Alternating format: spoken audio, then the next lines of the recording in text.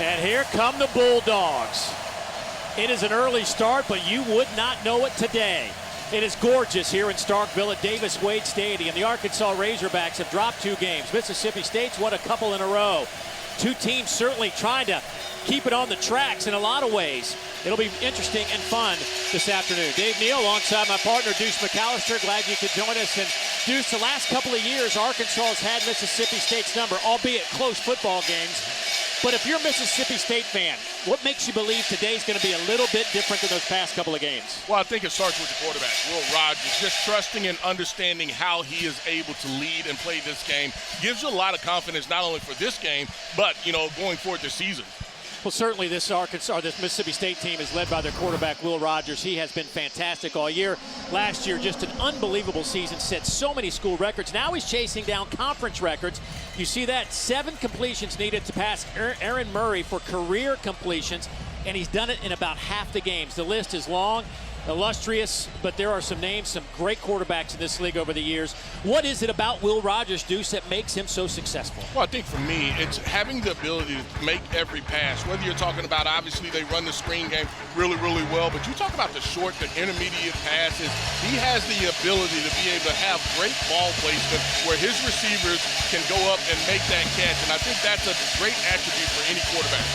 Well, the biggest story coming out of Arkansas and maybe in the SEC this week is this guy, KJ Jefferson, the team leader, the captain, the vocal leader of this team. Would he play? Would he not play? Got hurt last week against Alabama, led the team off the bus today, but he will not start in this game. That means that there will be a different signal caller. Cade Fortin, the transfer who has started some FBS games before, transferred in from South Florida. And we'll see Malik Hornsby as well at quarterback, the super athlete. So what does this mean now for Arkansas? Well, it definitely changes what they do from an offensive standpoint, even from a running back's perspective.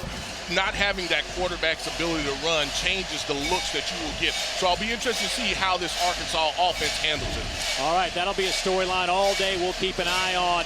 And for more on this Arkansas quarterback situation, let's go down the sidelines and check in with Tiffany Blackman. Hey, Tiffany. Hey, guys. This team believes in Cade Fortin. And when I talked with receiver Jaden Hazelwood, he told me they rotate quarterbacks so much in practice, they're comfortable with all of them. Though he did say Cade is a leader, whether he's first string, second string, or third string, that he attacks the day and makes the most of his opportunities. And as for KJ Jefferson, just being here, well, Coach Sam Pittman said just his presence alone has such a positive impact on this team. He will be cheering them on, guys, and helping to coach them up when he can. Well, Arkansas won the toss, Tiffany, and they deferred, so we'll see Will Rogers first this morning here at Davis Wade Stadium. Boy, a huge crowd outside the stadium still trying to work their way in. SEC Nation had a throng of folks watching their show today. Hopefully they'll get here in a matter of moments as this one will sail out of bounds. So good field position for the Bulldogs to start behind Will Rogers, the junior out of Brandon, Mississippi,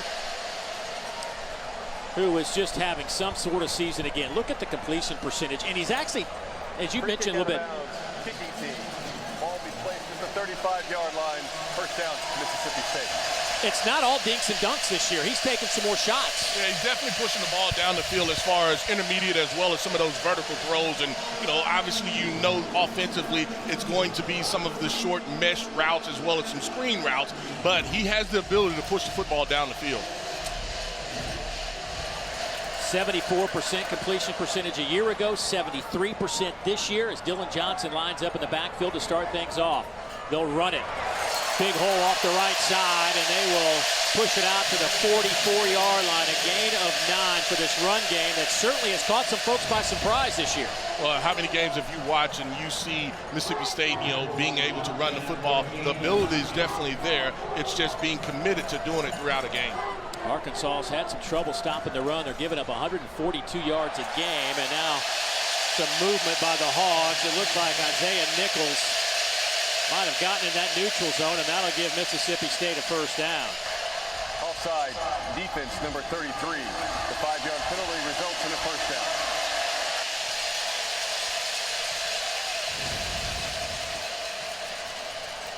Dave, you're less than 30 seconds into this game, and you already have 2 penalties by this Arkansas team. Just shy of midfield. First down and 10. They'll run it again, right between the tackles, and that'll be a gain of 6, maybe 7. Jaden Johnson comes up to make the play, and boy, this defense is banged up for Arkansas. They're missing 3 starters on that back end. Slusher, who played a little bit last week, not here today, so he's out.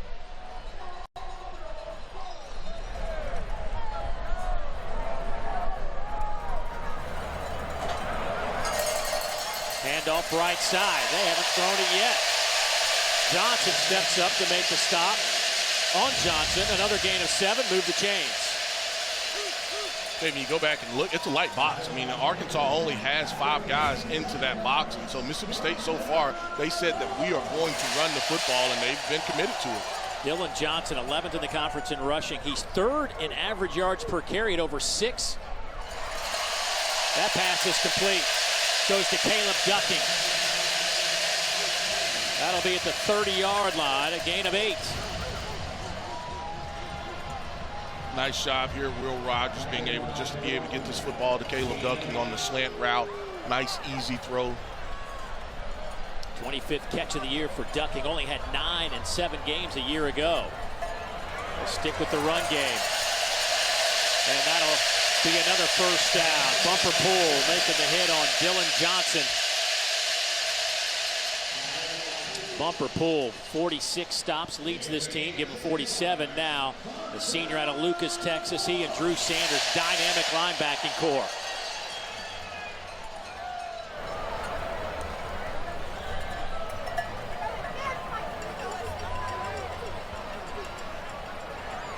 Rogers.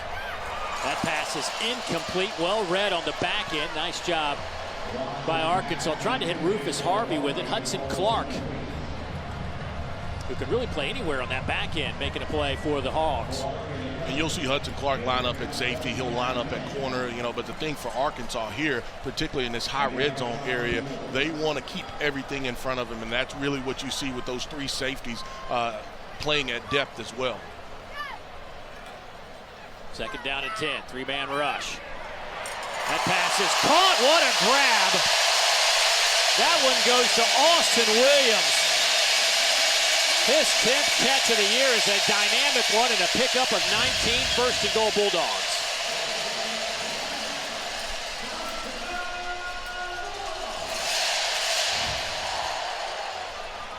Mississippi State has been dynamite in the red zone. 15 of 17, 10 straight touchdowns in the red zone.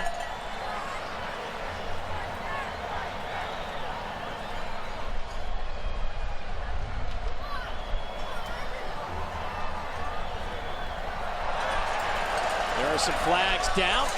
That pass is incomplete in the end zone.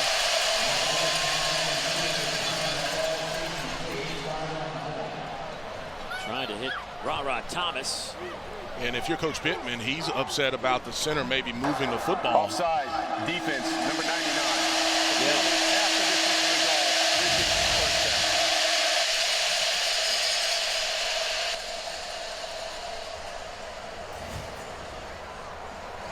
Boy, Coach Pittman is hot. Yeah, Coach Pittman, he's upset. He's saying that the center is moving the football, and that's what Bumper Pool was kind of pointing at. And, his defensive linemen, they have to be able to sit in there and not jump off sides. But defensively, they're saying that they're moving the football as far as the center is concerned.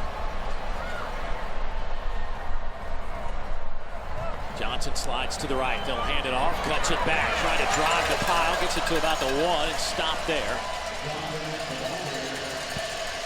This drive started back at the 35-yard line. Bumper Pool plugs the hole along with Terry Hampton.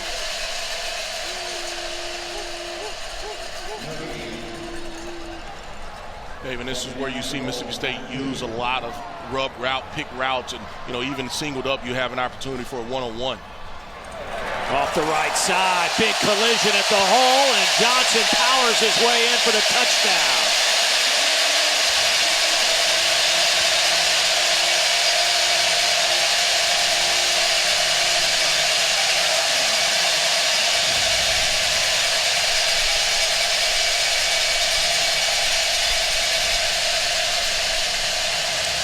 That is Johnson's second rushing touchdown of the year, but an impressive opening drive by Mississippi State. They've now scored a touchdown on 5 of 6 opening drives this year.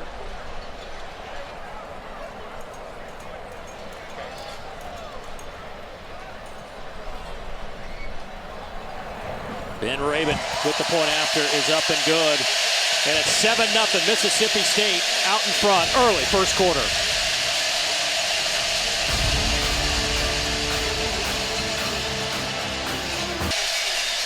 Well, it's not too often you have a Mississippi State drive that has 6 rushes and only 3 passes, but that was the case. And Johnson ran it 6 times for 30 yards and capped it off with that touchdown. Well, that's the patience when you talk about this offense, and then basically them saying, if you're only going to have 5 guys in the box, we're going to be committed to running the football, and that's exactly what they did. And Johnson there at the end, he met Hudson Clark, the safety, right there at the goal line, and he was able to run him over and go in for the touchdown. So now this Arkansas team about to get the football,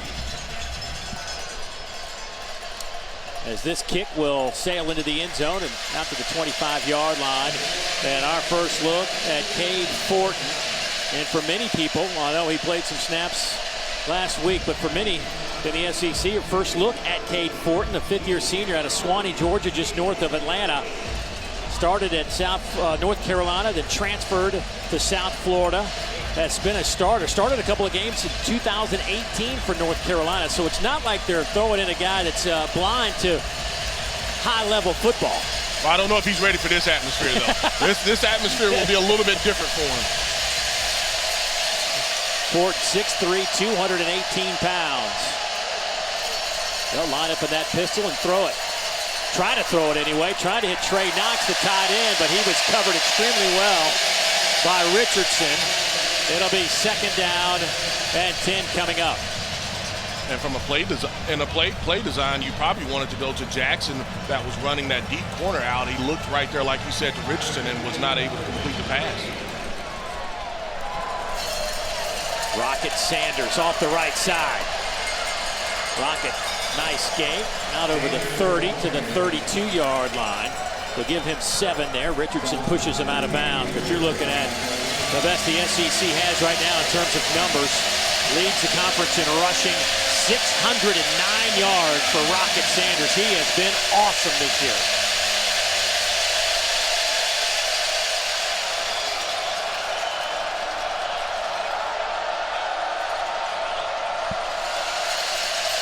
On 3rd down, go to Sanders. Great catch. 1st down over the 35 to the 37-yard line. Well done by Sanders to pick up the 1st down. David, his ability to be able to make somebody miss here is the reason that they're able to be able to pick up that 1st down. Fort has time to throw. Overshoots everybody on that far side. Trying to hit Jaden Hazelwood over there. Jackie Matthews out in coverage. This Arkansas offense averaging 32 points a game. That's 9th in the SEC. 232 on the ground, 226 through the air. But the guy that's been pulling the trigger is a spectator today. Yeah, and that's KJ Jefferson and his ability to be able to give comfort. That's what you'll ask for him to be able to do today. Inside handoff to Sanders, no room to run. Cameron Young, the 315-pounder, plugging that hole up, no gain. And he's trying to run this inside zone, and like we talked about, Cameron Young was having none of that, able to shed the offensive lineman. I think that was Latham that was trying to block him. 3rd down and 9. Bulldogs bringing 4, and they get to Fortin. Tyrus Wheat with the sack.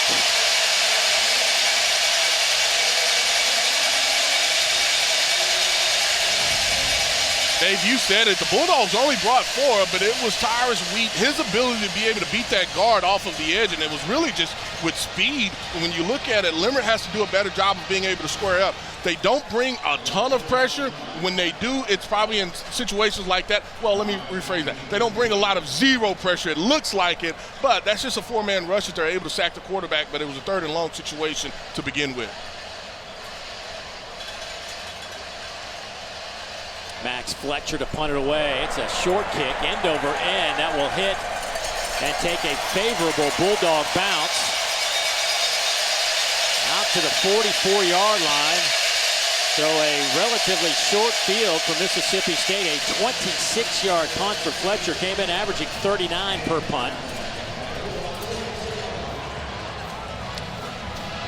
It's only 3 pass attempts on opening drive for Will Rogers. That meant that somebody had to carry it, and it was old 2-3 who did the job. Yeah, Dillon Johnson does a nice job of being able to get his shoulders square and north. He is a big running back, and so if you are not ready to tackle him, and we know on the goal line right here, they were not, he will have a lot of broken tackles today.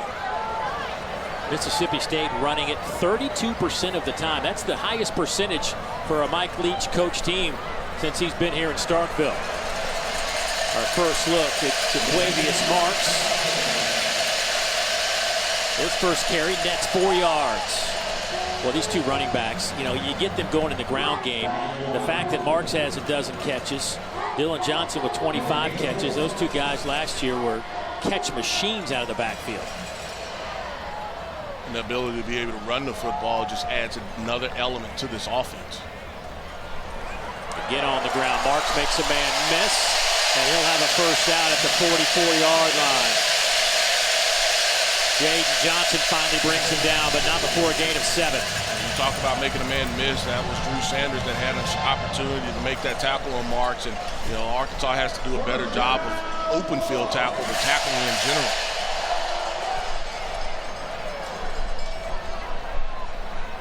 First down and 10. Little toss sweep to Marks. Has some running room. He's to the 35-yard line. That's a gain of 7.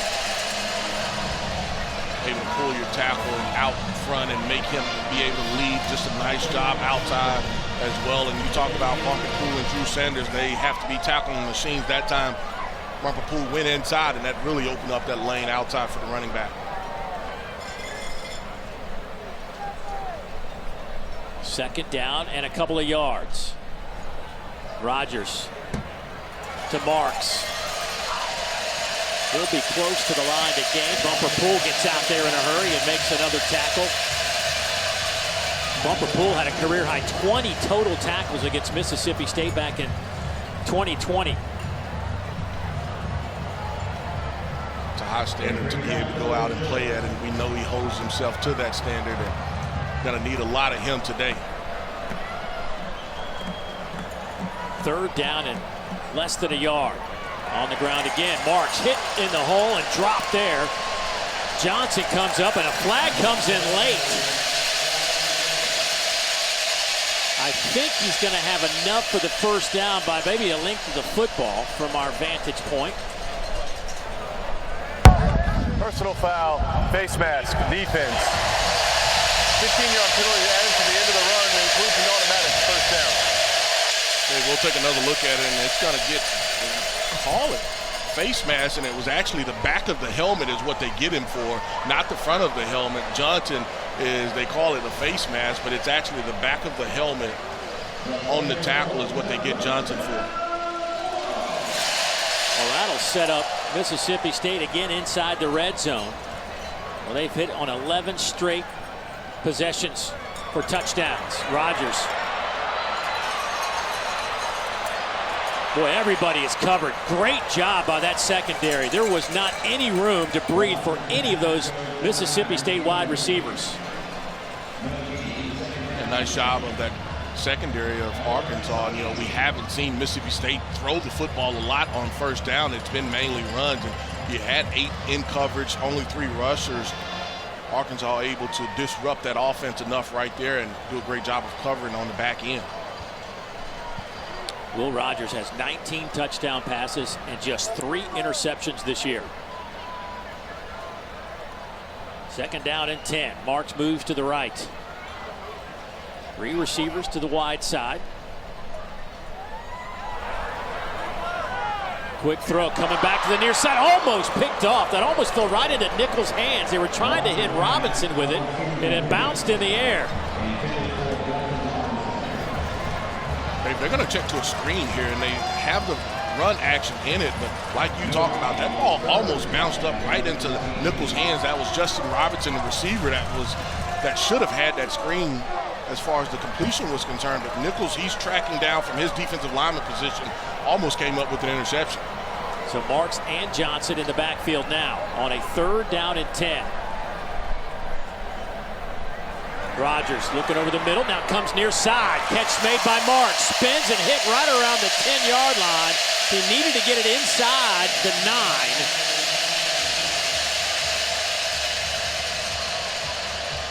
They're going to spot him out of bounds at the 11, so they're going to be a couple of yards shy. And it'll be 4th down and the offense staying on the field. When the question becomes, Dave, you know, I don't mind the call. The question becomes, will you be committed to running the football because you ran it well enough to be able to run and get this first down? And they will try to run for it. Marks has the first down at the 5. Looks like they're committed. I think so as well. In this situation, don't overthink it. I mean, if you're going to get that type of look, just 5 in the box, then you have to be willing to run the football. Your offensive line has done a good enough job up front with the movement that Arkansas is giving you that you have run it successfully.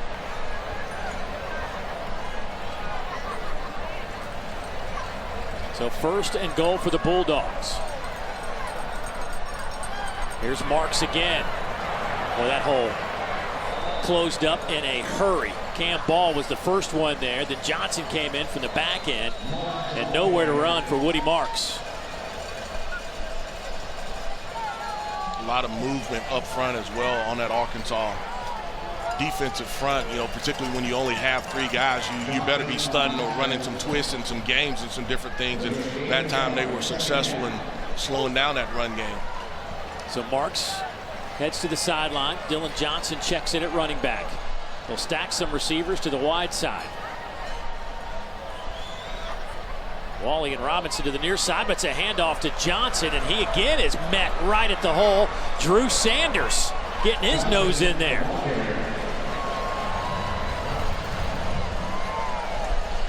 Really nice job of just being able to hit this play on that by Sanders as far as reading the offensive lineman and seeing it and being able to hit it. And you talked about just the stunts and the slants and the twists, and you know, those offensive linemen, they have to be able to see it, particularly that movement.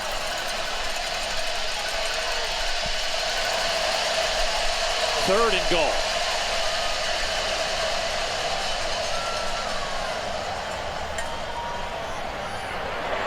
Rodgers tiptoeing around. Throws to the corner of the end zone, and that one is caught, almost picked off by Chavis, but it ends up being a touchdown to Jaden Wally.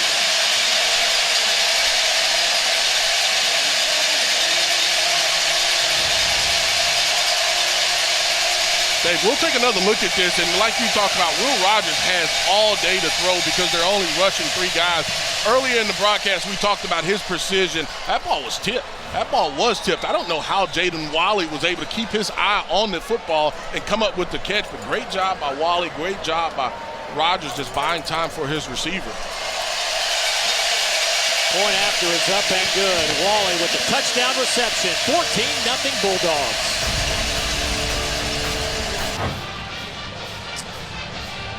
Thank you, Peter, very much. 14-0 here. Arkansas, boy, they had an opportunity for an interception in that end zone to snuff out that drive, and this is how close it was with Malik Chavis back there, right through his hands. Hey, that's one that you're going to want back. You know, I mean, it hits him in his hand, and you can see just the focus there by Wally to be able to still bring that football in. That close.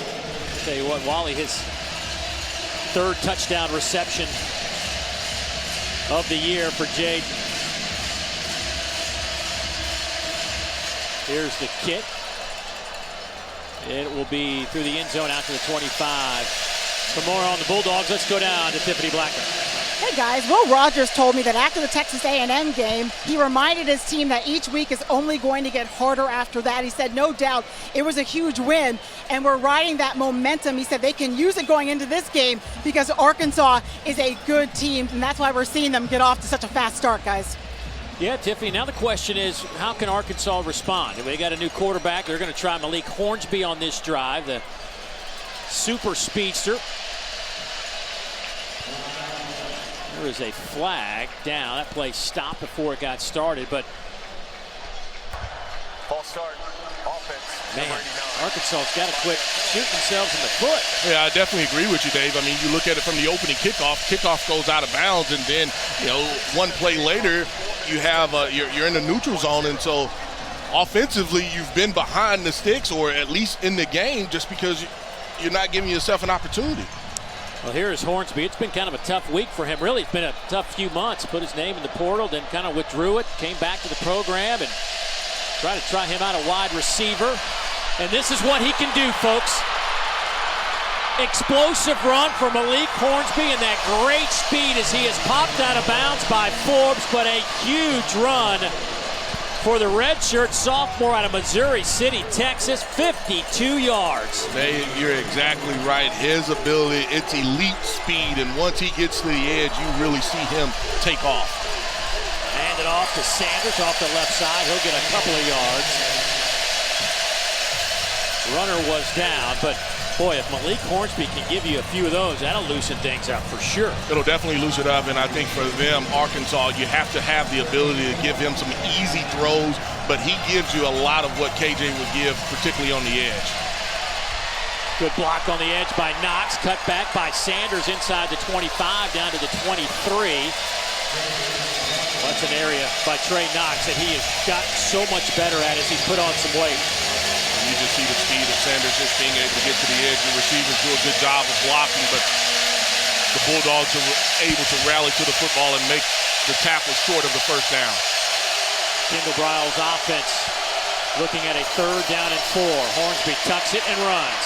He'll have a first down around the 17. A big collision as he met a couple of Bulldogs. Jalen Green, the first one there. Flags come out, and that'll be a gain of 6. Yeah, you got late flags in that situation from the deep umpire. It's a quarterback draw. The question is going to obviously be, is it an unnecessary roughness or targeting?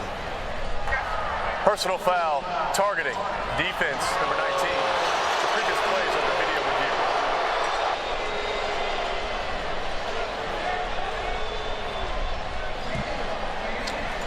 That's it. Dave, we're going to take another look at it. Man, this is a tough call. I mean, because the runner, he is going down. Hornsby, he is going down himself, and I don't know from a defensive standpoint. I don't see it. Yeah, first of all, he's not a defenseless player. I don't know that there was contact with the crown of the helmet. They both whiffed. I think this will be overturned. They both kind of whiffed. And if it's anybody, it's Duncan who they're looking at. But, I mean, because the runner, like you talked about, Hornsby goes down himself. Both of them, they miss it. Yeah. They miss him as far as from a helmet-to-helmet contact. I mean, there's action with the hand, but, I mean, I don't think this is a target.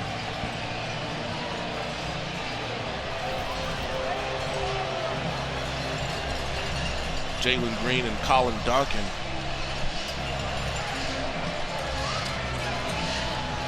It's hard for me to see a targeting call right there. One of the things it does for this Arkansas offense, though, it gives them a chance to kind of regroup and say, hey, look, we see we can move the football. We just have to quit hurting ourselves with penalties, et cetera. The result of play is the first down. So the call is reversed, and that will keep Duncan on the field.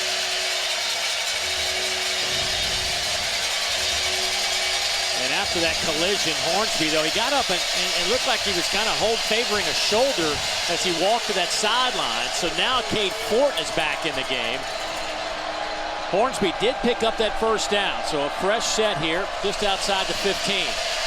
They'll run it left side with Rocket Sanders. He's tripped up as he gets it to the 14, so a gain of 2.5, maybe 3. Manuel Forbes coming up to make that tackle. If you're Coach Arnett, I think this is where you pick up the pressure at least to get Fournette. Fournette is not the runner that obviously Hornsby is. Sanders breaking some tackles. He'll be close to the first down. They'll spot him back at the 8-yard line. That's That's a gain of 6, so he'll be just shy by about 1.5 yards. Nathan Pickering with the stop. And the Hogs going to have to injured player timeout, or they take a timeout? Injured player, you got Emmanuel Forbes right now who was in on that tackle. He was slow to get up, and it'll be a big loss for Mississippi State if he's not able to go. He tried to stand up, but he just took a knee after that.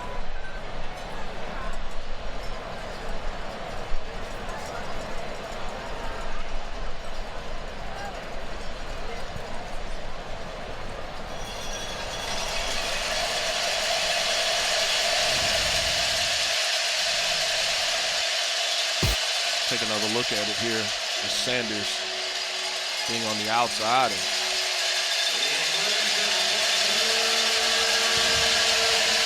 Or really away from the football, not involved in that action, so it had to be the play before that he kind of got banged up himself. 3rd down and 1.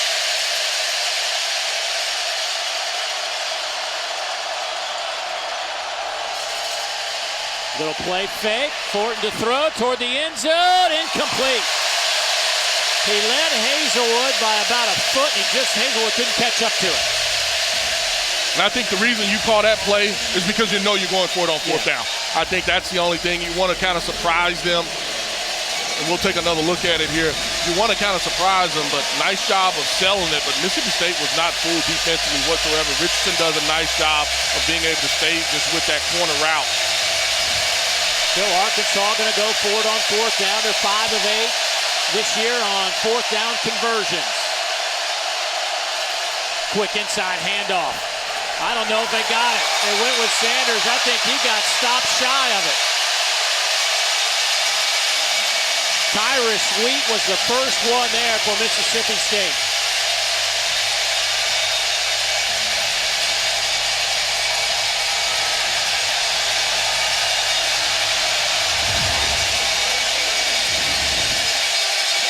Boy, the Bulldogs are rolling here in the first quarter. Snuffing out an Arkansas drive. Back in a moment. Well, they are taking another look at the spot after this Sanders run on 4th down.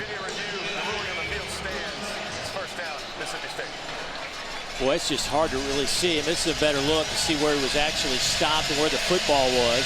He doesn't get it. And yeah, I think he's a yard shy based on that look. But they did spend some time reviewing that. Yeah, I mean, for Sanders, he tried to go across it, and he's got to be able to see it and cut it back. I mean, just too much flow going left, and that allows that defense to be able to rally to the football. Dylan Johnson in the backfield on a 1st down and 10. Ball sits at the 8-yard line. Austin Williams comes in motion to the slot looking that way, and they will throw it to him. He will have a 1st down near the 20-yard line. Boy, he is just he really is a catch machine. You put it in his area, he's wrapping it up. Yeah, he's definitely going to catch it, but that's a nice job of just understanding the soft spot in that zone by Austin and just being able to make himself available for Will Rogers, the quarterback.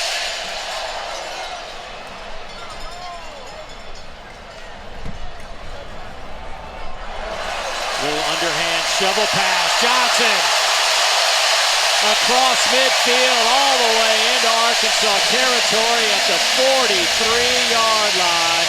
Simeon Blair chases him down, a 37-yard gain. Just a fantastic play, and if you're the running back, you want the rush yardage for this play. This is actually a pass, and you talked about it, just a little flip pass. Nice job by that offensive line being able to get out front and pick up some key blocks as well. And that'll go as a completion, and you're looking at the new SEC all-time completions record holder in Will Rogers. He just surpassed Aaron Murray for #1 on the list in about half the games. Look at the games played. 922 passes completed in 28 games. That is fantastic. And you talk about a young man that, he's still a junior in college, and 28 total games being able to pass Aaron Murray to take as far as most completions in the SEC. I worked with Aaron last week. He was trying to push Will Rogers out to the NFL early so he could hold on to that record. Not anymore. Nothing you can do about it now, Aaron. Not at all. Underneath route. That one is caught by Ducking. He'll make the reception at the 35, gain of 4. Great job by this offensive line being able to give Will Rogers the time to look down the field, not liking what he sees, just hits the crossing route to ducking there. If you're going to slow this offense down, obviously you have to be able to be great tacklers in the open field, but I think the other part of it has to be winning one-on-one up front. That's the end of the first quarter. That'll do it for the first quarter. Other than a really nice run by Malik Hornsby, it was all Mississippi State. 14-0. Back in a moment.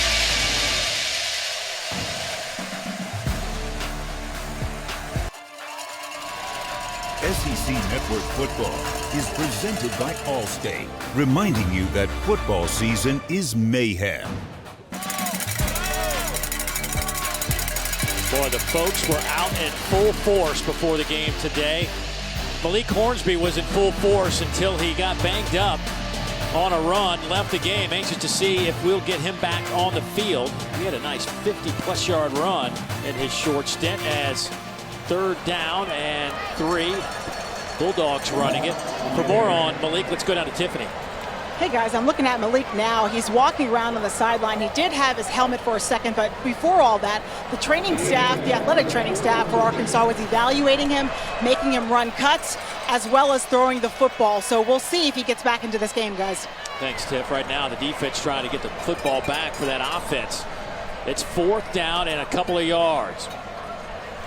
Rogers coming left, has marks. There's a 1st down and a bunch more. He's to the 20 and knocked out of bounds. And there's going to be a blindside block coming in, I believe, against Mississippi State. Yeah, it definitely is. It's going to be on Caleb Ducking. It should be after the 1st down was picked up. And nice job by Will Rogers seeing coverage, checking that football down, and that's exactly what that block is going to be, Dave. Boy, you can kind of see that one coming a mile away, the way it just set up. Yep. He had picked up the 1st down, but it was really after the play. Blindside block, offense, number 4. The penalty is 15 yards from the spot of the foul. Repeat, 4th down. Well, they're going to make them replay the 4th down. And I mean, he is clearly past it. I want to make sure that I understand that correctly, because he had enough for the 1st down. Is he going to? Yeah, I think that's what they're saying. They've got to replay 4th down. I think Mike Leach was asking the same question, so they're going to. I mean, you have to punt the football now. I mean, you had picked up the 1st. So they're trying to reset the chains over there on the far side of the field. And boy, there's confusion over there on the Arkansas side. Well, Arkansas is like, wait, what do you mean? You're gonna? That won't be a 1st down? I mean, because clearly he had picked up the yardage to get the 1st down. I thought that the ruling, I thought it would have been, hey, look, you have the 1st down, but we're going to move you back 15 yards, but that is not the case.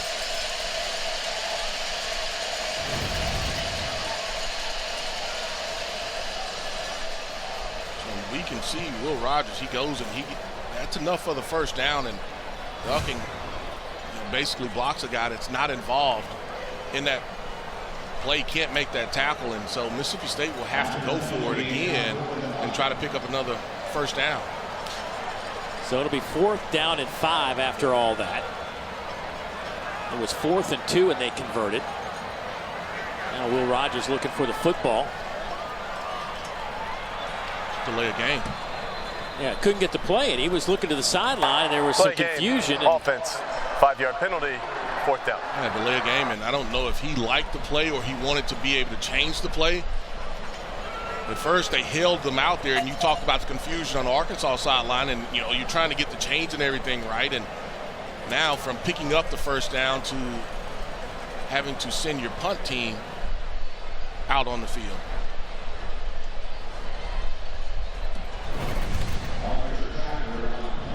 And you can see Will Rogers just looking to the sideline, sure that he has the right play, and that play clock is going down, and his center just doesn't snap the football, and he just waits and just doesn't try to force it. So now the Bulldogs eventually decide to punt it. Stevens end over end kick. And down there by the Bulldogs. That'll be inside the 1-yard line. Jaden Walley. Heck of a play by the special teams of Mississippi State. Well, early, Arkansas had an opportunity to punt the football, and here we'll take another look at it. Jaden Walley, I know they're talking, but he has complete control of this football. The only thing that you can kind of question was his heels on the line, and I think that he had possession and control. They should spot this ball right where it's at, and I think that they're going to. Yeah, it's Arkansas ball. It's Arkansas ball, but you're talking about inside the 1-yard line. Outstanding job there by Jaden Walley.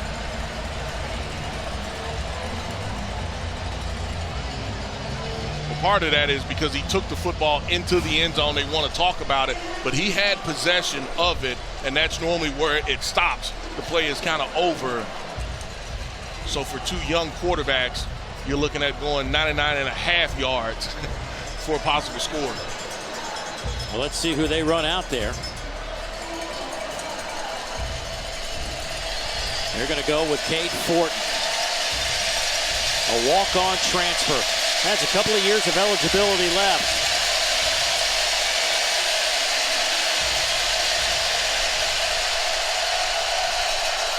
He stands in the end zone in the shotgun formation. A.J. Green in the backfield.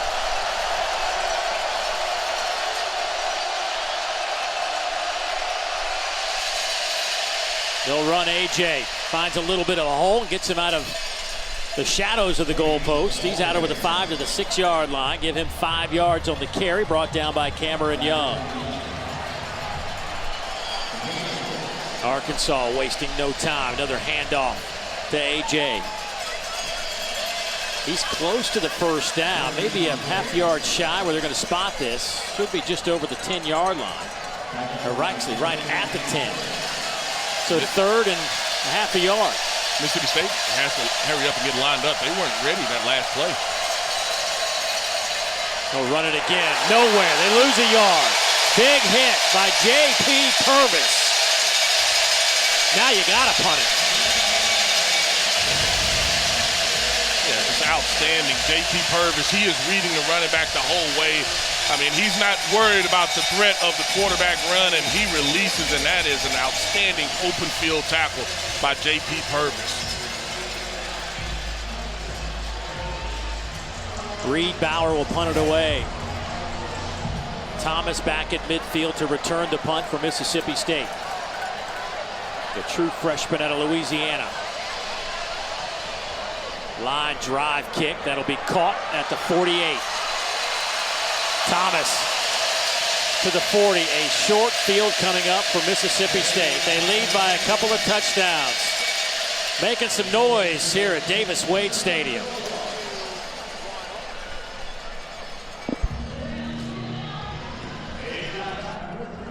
To nothing, all Vols, guys. Thanks, PB. I think Hendon Hooker's a pretty good player. Yeah, I think so. On first down, a little pitch to Marks. They'll pick up 6. There's Bumper Pool. He has been a tackle machine today. Already 8 stops for their linebacker. Boy, he and the combination of Drew Sanders, they are just machines when it comes to bringing the ball carrier down.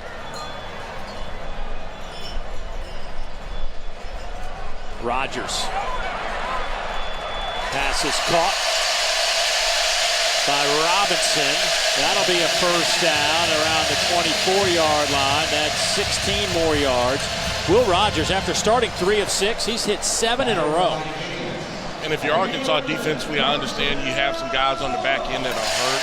But, I mean, at some point you have to try to say, hey, look, we've got to get after the quarterback. And, you know, you're second in the nation in sacks, and right now you're not getting any pressure on Will Rogers.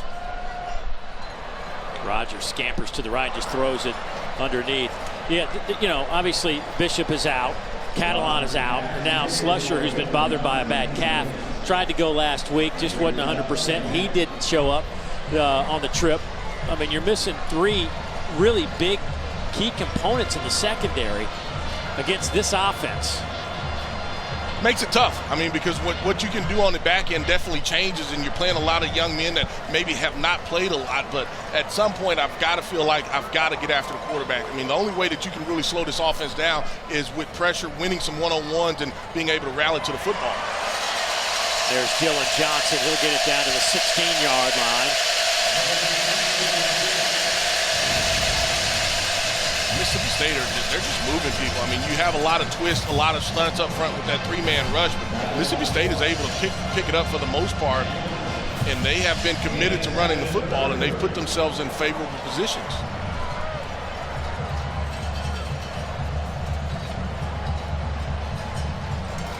Third down.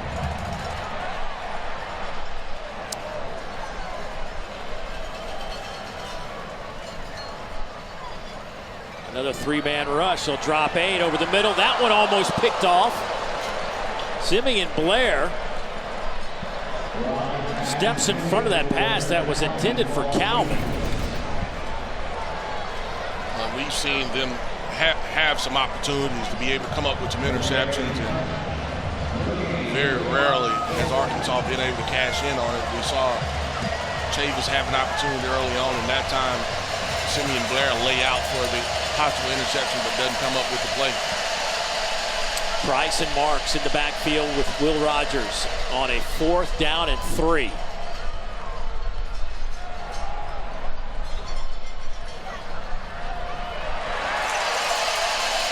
That's going to be close. That is right on the line to gain. Marks on that carry, brought down by Jackson. I think where they're marking that, I think he's probably got enough. And there it is, first down.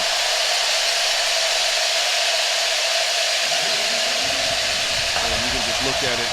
Nice job. They're probably going to try to take a look at this play and see if it's measurement-wise. But I mean, I think that he's got enough for that first down. Nice job just up front and being able to create a lane for him. Price does a nice job on the edge as well. Well, they're going to check the spot on this football to see if it truly was a first down.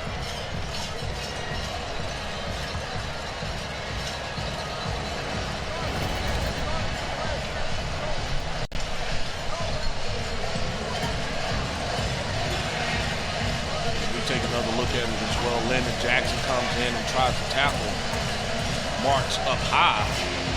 That allows him just to be able to slow him down a little bit, but I think that his forward progress is going to be enough, unless they just can see something that maybe we can't see. Yeah, I think he's got it. The line is on the 13, and it looks like he fell just inside the 13. So I think that's going to be a first down. After video review, the ruling on the field stands. First down, Mississippi State. So a fresh set of downs for Will Rogers and company.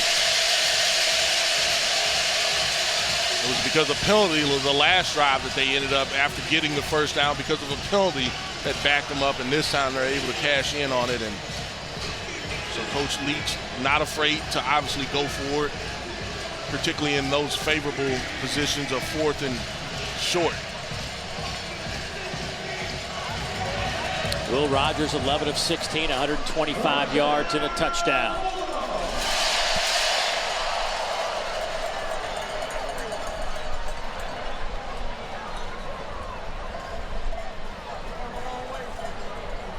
Hand it off to Marks, stays between the guards. We'll get it to the 10-yard line, pick up 2.5, 3 yards. Isaiah Nichols making the stop for the Hogs. Arkansas being able to walk that safety down just because you don't have the full field to be able to work with, and that helps them a little bit as far as being able to slow and stop that run game, and that's really why Marks had to stay inside because of the free hanging guy on the outside. Like 200 total yards for Mississippi State. Arkansas with just 86. On second down, pressure comes. They try to dump it off underneath, and Rogers bats it down. Isaiah Nichols is the one who got his hands up in the air. That could have been dangerous. Mississippi State setting up a screen here, and Isaiah Nichols, we talked about the twist and the stunts, and does a nice job of being able to get his hands up in the air. And as a defender, you see that ball up, Will Rogers does the right thing. You don't try to catch it, you just bat it down. And now it goes back to the original line of scrimmage. If he had caught it, then he'd been down, obviously, at that position. But Mississippi State trying to set up a screen, and Nichols was able to get his hands on it.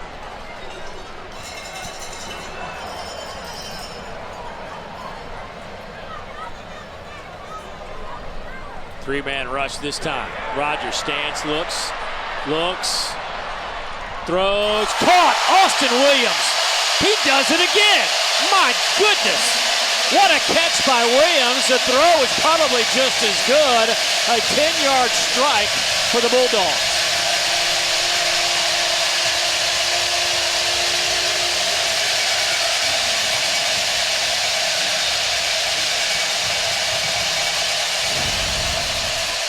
Well, Dave, it really starts with his offensive line and their ability to be able to pick up the twist, the stunts. And, I mean, Rogers is just looking. He is looking for any small amount of separation, and there Austin Williams gives him that separation. And I think they may want to take another look at this play to see if it was actually a touchdown. I think that it has been confirmed.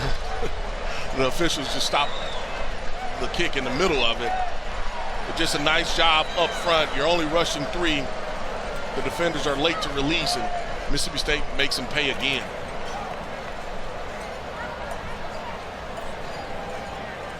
That is now 21 touchdown passes for Will Rogers this year. That is to the uprights. It is 21-0. Austin Williams, their graduate, with his 3rd touchdown catch of the year. Boy, what a grab. What a shot. Bulldogs up 21.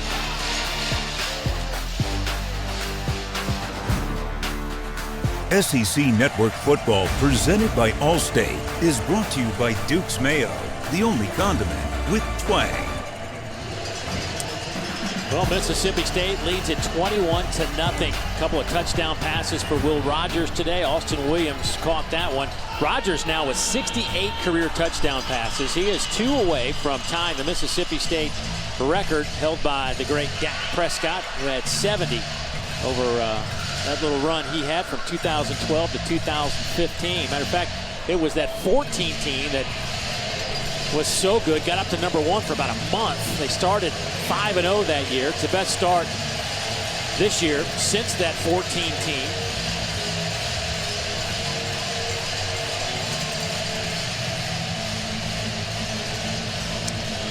.903 to go.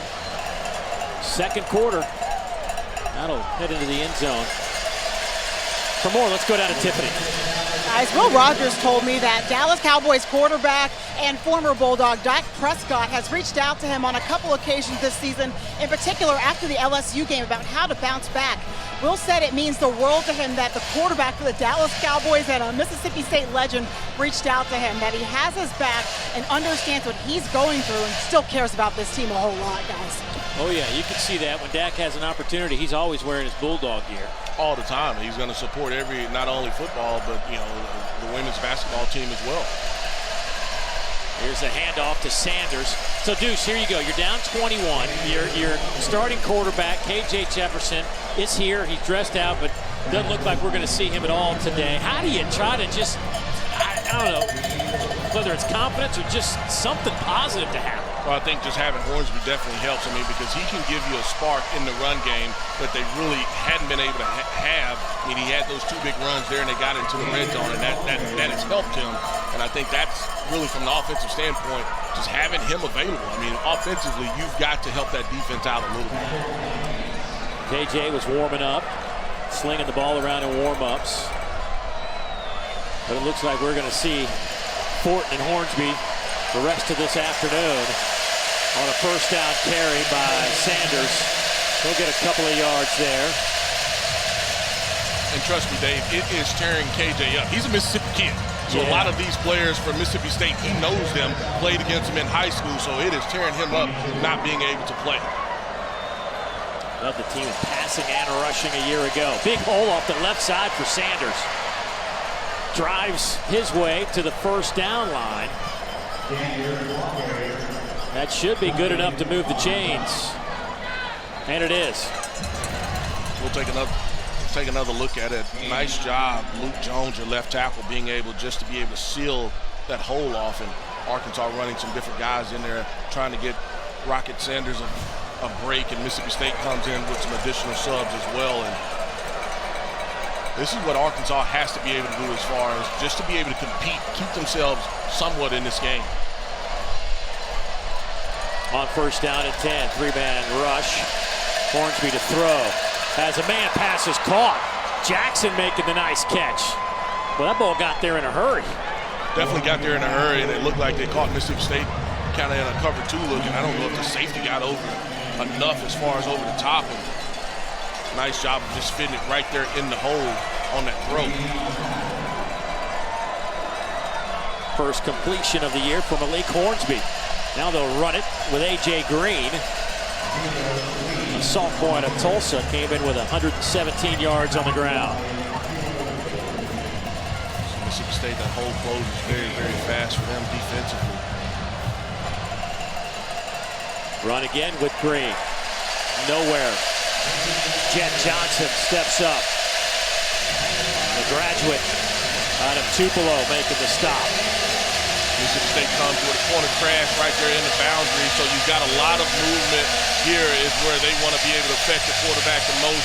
You know, if I'm Arkansas, I'm looking some type of screen or getting my quarterback out on the edge. Now you have a false start by your left guard. Brady Latham. False start, offense, number 62. 5-yard penalty, third down. Latham has played a lot of football. This is his 29th consecutive start, which leads this team just a little antsy. A little antsy there. Arkansas changes quarterbacks just because of the third and long situation. You want to make sure that you have somebody that can see those blitzes, see that pressure, and get you in the right play or to make the right throw. Kendall Briles telling us this week they just need to clean up some things on offense, things like that. Well, it didn't look like Jackson was ready for the pass. It just bounced off his hand right as Cade Fortin got hit. And that's a stunt up front. You know, you talk about your quarterback is, you can see him sitting in the pocket. He's going to get hit. And Jackson, I don't know if he was expecting the football, looking at the quarterback saying that I was going to sit down, didn't understand whether it was man or zone. Quarterback, I mean, the ball hit him in his hands. You got to help your quarterback out a little bit there, and end up not doing so. A 51-yard field goal attempt. Here is Cam Little. His long this year is 34. Had a career-long 51 against Mississippi State last year in Fayetteville. This one is good.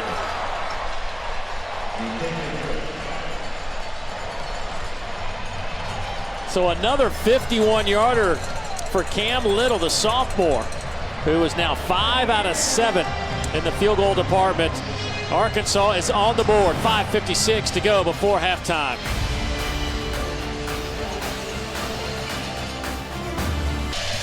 Look at Davis Wade Stadium on an absolutely picture-perfect day in Starkville. Hey, don't forget, should be a pretty nice day in Nashville as well. Number 9 Ole Miss squares off against Vanderbilt, 4 o'clock Eastern time. And then at 7:30, SEC Saturday Night will feature Will Levis, maybe Will Levis, and number 13 Kentucky as they host South Carolina. We'll see Tom, Jordan, Cole will be on that one. Both games available, of course, on the ESPN app as well. Yeah, I said cool instead of Cole because Cole's so cool. That's why. He's so cool. Yeah. Let's go downstairs to Tiffany. Hey guys, you were talking about it earlier, KJ Jefferson, how tough it must be to not play in this game, but he is still cheering on his teammates. We saw him greeting Massimo Biscardi, the kicker, after that field goal, and I even watched him pull aside Malik Hornsby after that drive, just coaching him up, letting him know what he could do better and working on some of those mistakes and issues on that drive. So he's staying active, and a big part of this team. It's really special for him to be here for these guys. Well, there was something to celebrate. See if there's some momentum in that. It was a nice drive. Got snuffed out late, but still their best drive of the afternoon. Here's a toss sweep. That'll go to Marks. Hudson Clark makes the tackle. But again, another good gain on first down of 5 yards. I mean, if they're going to give you 5 every time, why not? I mean, you better not stop running. You got to take it. I mean, if it's there, you got to take it. And right now, you know, Arkansas has chose to go with movement instead of adding that other as far as drop player. And here you see they're just in coverage. They'll swing it out to Marks. He'll make the catch. Maybe a couple of yards shy of the first down. Boy, it's just a tough day for a D lineman. My 3-man rush against 5-man offensive line. It's going to be hard to get any space, any room to do any work. Definitely agree with you. And, you know, normally you got to say, hey, look, you've got to win, have someone elite on the outside that can win some one-on-ones. But it's normally just going to be situations where it's going to be double teams or chip. Third down. See if Arkansas can get a stop here. Mississippi State 3 of 6 on third downs. And I think the Hogs are going to be forcing a fourth down here as Drew Sanders came up to make his 7th tackle shy of the line to gain at the 35. And we've seen Arkansas have some success with some of those run blitz and some of those stunts and twists. And for the most part, Mississippi State has been able to pick it up. But there, Drew Sanders is able to break free and make that tackle for a loss. And now you see Mississippi State run another running back, 2 tailbacks into the game. Bulldogs 2 of 2 today on fourth down. They're 8 of 11 this season. 4th and less than a yard.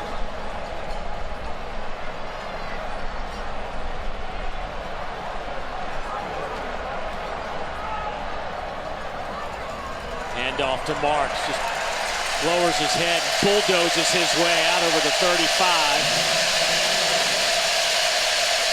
They will spot him at the 38-yard line. David, like you said, this is just hard-nosed football. He's hitting it right there off of the center as far as the A-gap. Arkansas actually walked down and was covering it from a man-to-man perspective, but too much movement up front by that Mississippi State offensive line. Bulldogs up over 80 yards rushing today. Will Rogers throws it. Pass caught by Rufus Harvey. He's close to the first down.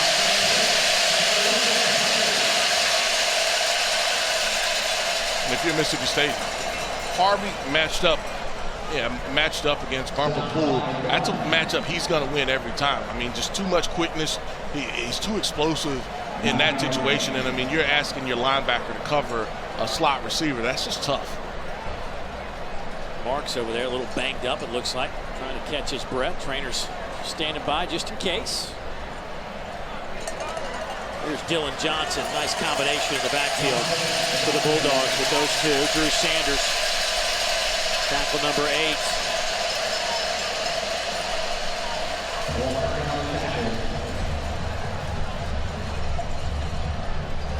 Arkansas defensively hadn't done a great job on first down against the run. That time they do. They only give up 2 yards instead of the 5 that they had been giving up on first down. Little shovel pass to Johnson. Well, that's a nice little design. Looking right like you're going to throw the wide out and then just pitch it to the left, and Dylan Johnson picks up 11. Take another look at it. Third time they've been able to run it, and if you're the defensive end, you've got to feel that. I mean, because you haven't gotten a lot of pressure. The tackle traditionally has not let you get up the field like that. You've got to be able to feel it, that they're just running almost like a screen, but it's just an inside pitch to the running back. 3-man rush. That pass is caught by Scooby Ford, and he'll be pushed out of bounds inside the 30, down around the 28-yard line. Jaden Johnson back there in coverage for Arkansas. Taking that crossing route. You got the linebackers trying to cover those guys, and my safety, he has to be a sure tackler in the open field. Not doing it right there allows Mississippi State to get in a second and short situation.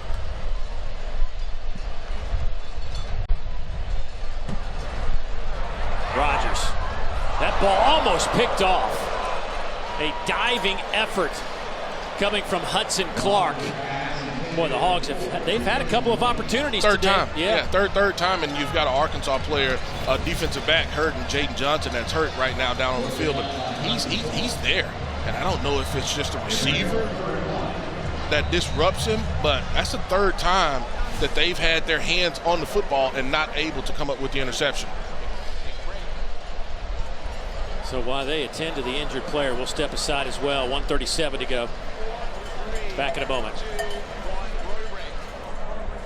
Up, y'all, coming up on the Farm Ridge halftime report. We'll show you how the ball's cruising in Baton Rouge. Also a good game down in Gainesville. Skill, you got fired up here watching this game between Arkansas and State. Why are you so fired up? Secondary play is bad, it's consistent, but defensive line, how are you going to allow Will Rogers to just have so much time with the three-man rush? Well, Takeo, you and Deuce are on the same page on that one. You just can't do it. I mean, you've got to mix it up a little bit. Third down and short. Rogers to the end zone, and there was some tugging and jersey pulling there, but no flags, not enough to warrant a flag. Ra Thomas, the intended target. McLaughlin back there in coverage. David, we'll take another look at it. This is one of the only times that they have gone just pure man-to-man across the board, and like you said, you see just a hand by McLaughlin, a little bit on the shoulder, but not enough for a flag.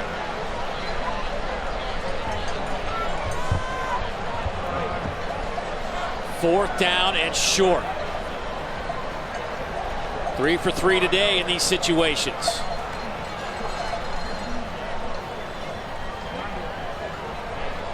Here comes some pressure. Quick throw, and that'll one hop and be incomplete, and the Arkansas Razorbacks will get a stop. Rufus Harvey was the intended receiver to throw a little bit low, and they brought some pressure. You brought pressure!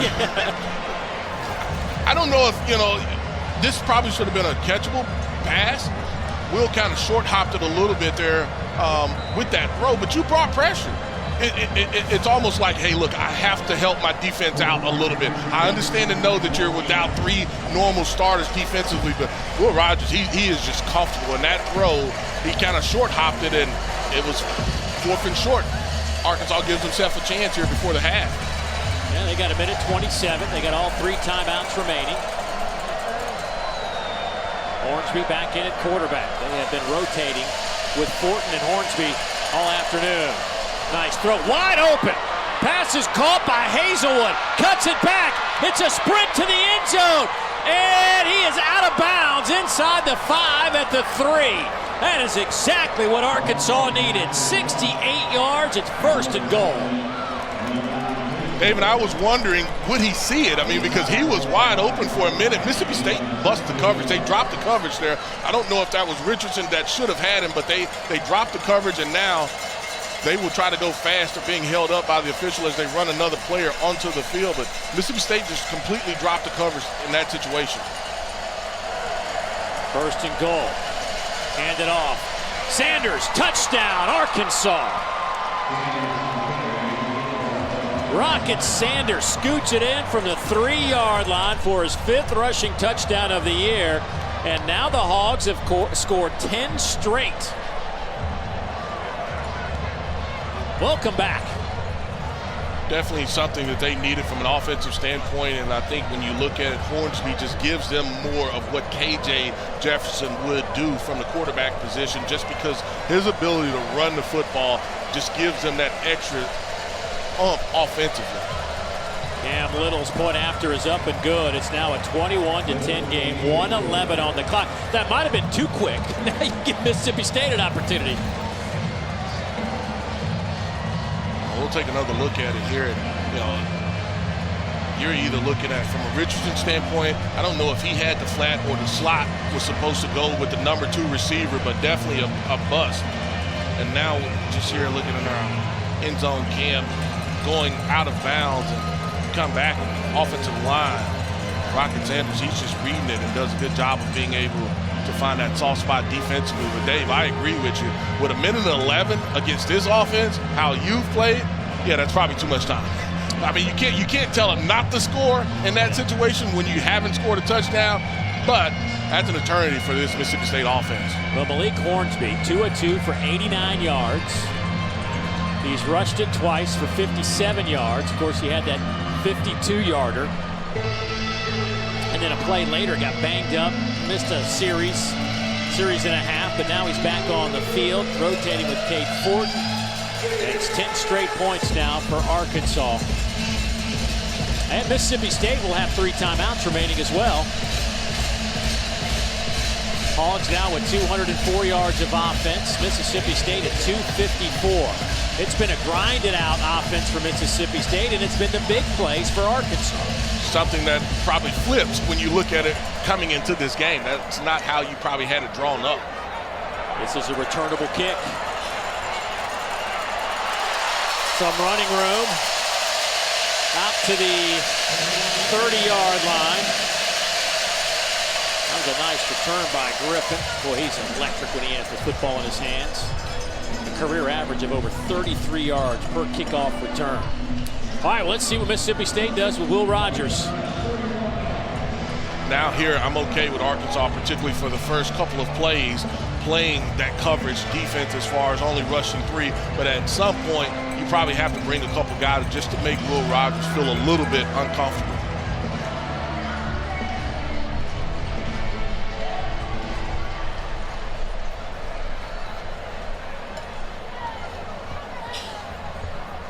Rogers out to midfield. Pass caught there by Wally. That's a gain of 21.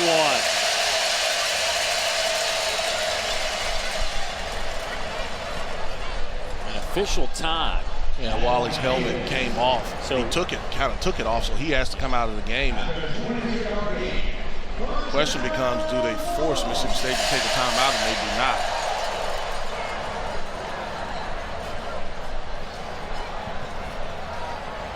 Running, 50 seconds. Little shovel pass inside. I'll go to Marks around the 43-yard line. And a timeout taken. Mississippi State has called their first timeout of the half. It's 30 seconds in length. And if you're Arkansas, you just don't want to give up the deep pass. You don't want to give up the deep pass where they can take a couple of shots in that red zone, high red zone area. You want to keep everything in front of you, be able to rally to the football. Mississippi State, you just want to do exactly what you've been able to do. Give my quarterback time, let him be able to assess the field, push the football down the field when the opportunity is there. You know, get into my screen game, be able to run some of those crossing routes. That's what you want to do if you're the Mississippi State offense, because you do have 2 timeouts.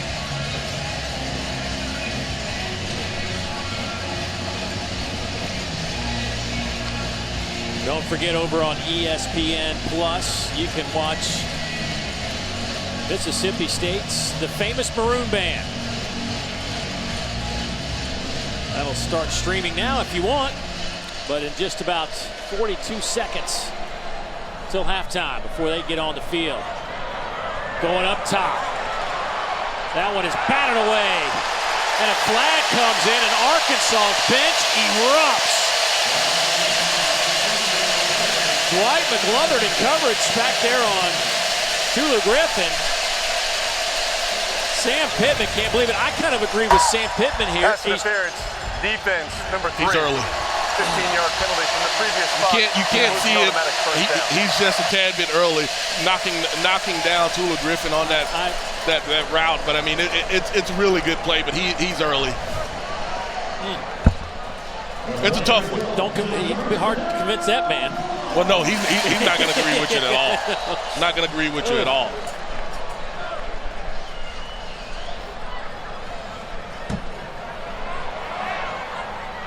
Oh, Marks, normally sure-handed out there, just botched that one, tried to run with it before he had it, and that'll stop the clock at 29 seconds. Yeah, I agree with you, Dave. He's got to look that in and turned his eyes up the field to be able to pick up that first down. First quarterback, he just has to look it in.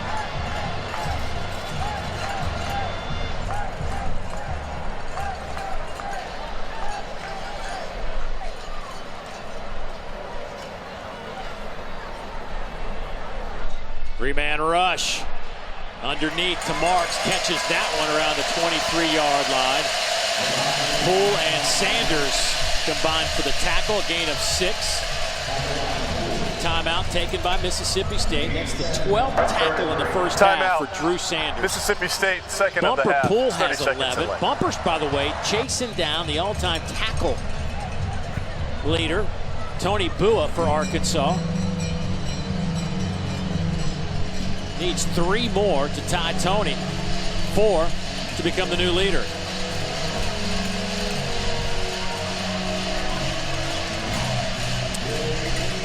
Back for more football in just 10 seconds.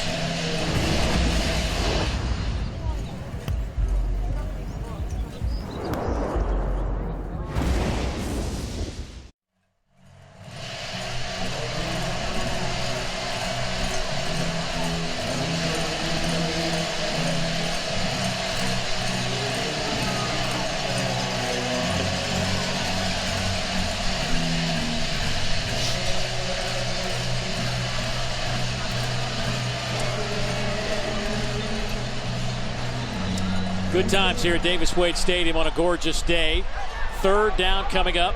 3rd and 3 for the Bulldogs. Rodgers pump fakes, dumps it off underneath, and another one that's almost picked off. Drew Sanders was standing right there, and it hit him in the chest, I believe, and bounced away from him. Yeah, Drew Sanders, he sees it. He sees, he's watching the quarterback's eyes, and Marks kind of stops. His quarterback led him a little bit, and that is the 4th time an Arkansas defender has got his hands on the football and has not come up with a turnover or interception. Another 4th down opportunity here for the Bulldogs. They're 3 for 4 this afternoon, 9 of 13 on the year. I think Mississippi State is going to call timeout here. Mississippi State has called their 3rd and final timeout of the half. I mean, do you even think about kicking it? I mean, there's 17 seconds left. Me? Yes. But we're talking about Coach Mike Leach, and so you know, they're going to have to convince him. They're going to have to convince him on the sideline. Hey, look, Coach, you know, if we take the points, it would help us going into the half because they do get Arkansas, they do get the football back. You know, they get it first, opening up the 3rd quarter, and that looks like what they're going to do. So you would think that they would, but we're talking about Coach Leach. Hey, tonight, wrap up Week 6 with SEC football final. Dari, Chris, Benjamin, Takeo will take you through the biggest stories of the day and break down all the games. 10:30 Eastern Time, right after South Carolina, Kentucky, here on the SEC Network and, of course, on the ESPN app.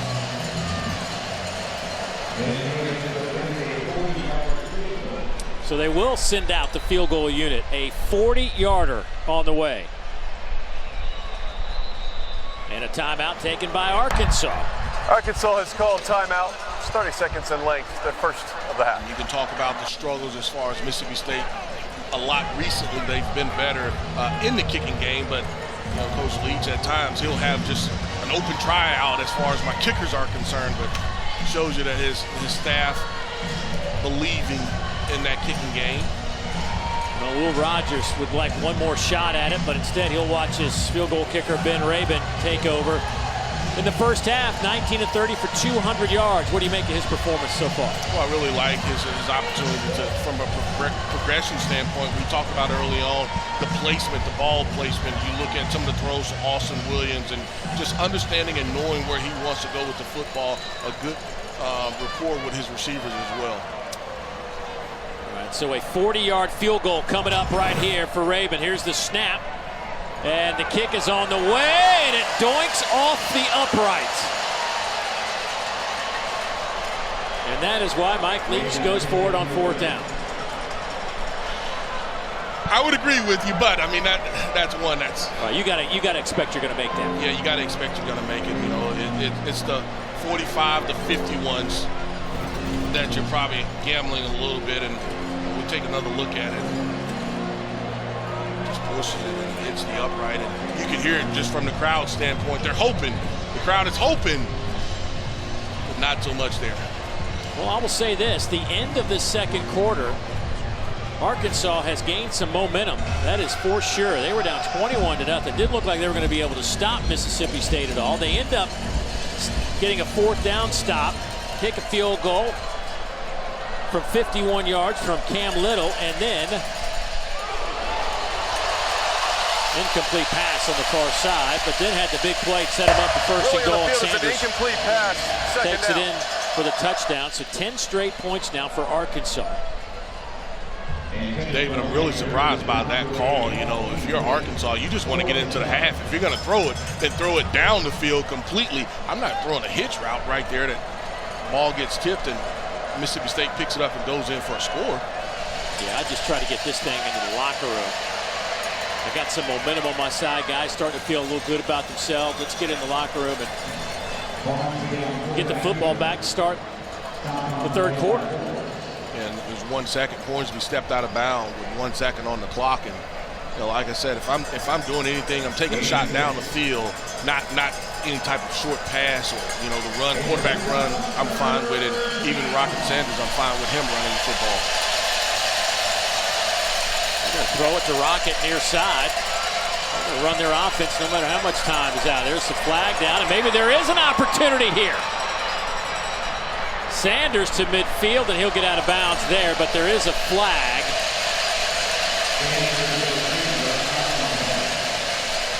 Holding against Arkansas. That'll be declined, so that will do it for the first half. Number 7. The penalty is declined. That's the end of the first half. So something to build on for Arkansas. But Mississippi State, boy, they jumped out, looked ready to play today. The last time that they were ranked back in 2020, they were in the top 25 and got beat by Arkansas. Let's go down to Tiffany. Leach, you guys end that half with that missed field goal. Your offense was off to that quick start earlier. What do you have to do to get back to that? No, we need to make the field goal and just execute plays. Defensively, what do you have to do to get back on track? Arkansas has 10 straight points. We just got to stop them. Thanks, Coach. Guys. Enlightening. There you go. Just got to stop them. Well, they're not going to stop our studio crew, that's for sure. Let's get you there. PB? Thank you, Dave. Hopefully they... Here in Starkville, 21-10, our tally between these two SEC Western Division foes. All Mississippi State early.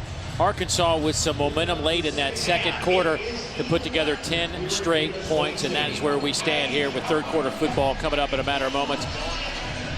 Arkansas will get the football to start things off. Dave Neal back alongside my partner Deuce McAllister. And Deuce, obviously, the Bulldogs did everything exactly right for the first 20-22 minutes of this game. What did you like about the way they started this one?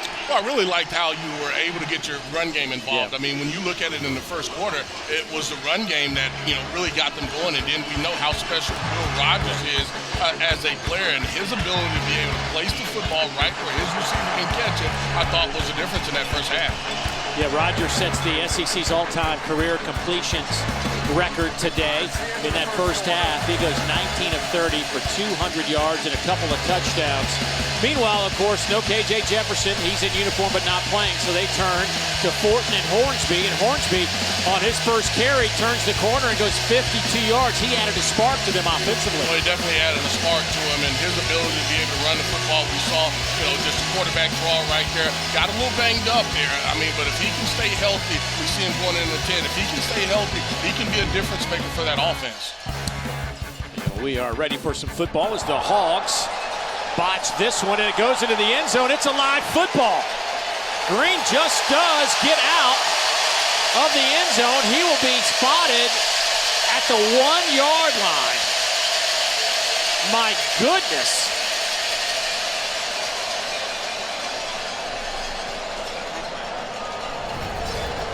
Dave, we're going to take another look at this, but I don't know if you can start a game as well as a Really on the half field, the runner is down at the 1-yard line. First down, Arkansas. He was able to get it out of the end zone. I mean, but Arkansas on special teams just has hurt themselves. The opening kickoff, you kicked it out of bounds. Here, the opening kick of the third quarter, you fumble the ball, and it's right there on the 1-yard line. Earlier, the Mississippi State punt unit, Jaden Wally, was able to pin them inside the half-yard line. This time, they're inside the half-yard line again for this possession. Let's go down to Tiffany. Guys, I spoke with Coach Sam Pittman coming out of halftime, and he told me they gained a little bit of momentum, but not a whole lot was working for them, guys. Well, that run didn't work either. Mississippi State fired up with Arkansas backed up in the shadows of the Leo Seal M Club building. Any momentum that you had, if you're Arkansas, you kind of lost it there in that situation.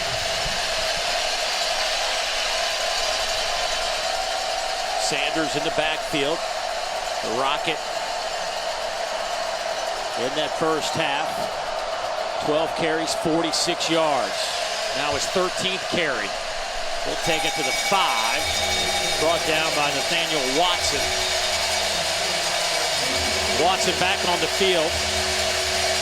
He missed the first half because of targeting in a game last week against A&M. And you know he has got some juice right now with this crowd, the situation, and missing that first half. He's ready to go. Well, he's definitely ready to go, and you can see on that particular play his ability to be able to just to get to the ball carrier.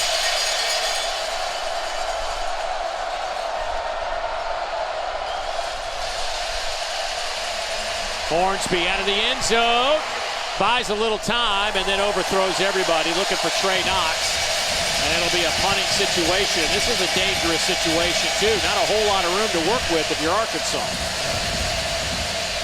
We'll take another look at it, and they're only rushing 3 guys, and so, not a lot of separation for the Arkansas receivers down the field, and Hornsby just throws this football away, and you just didn't help yourself with that first possession.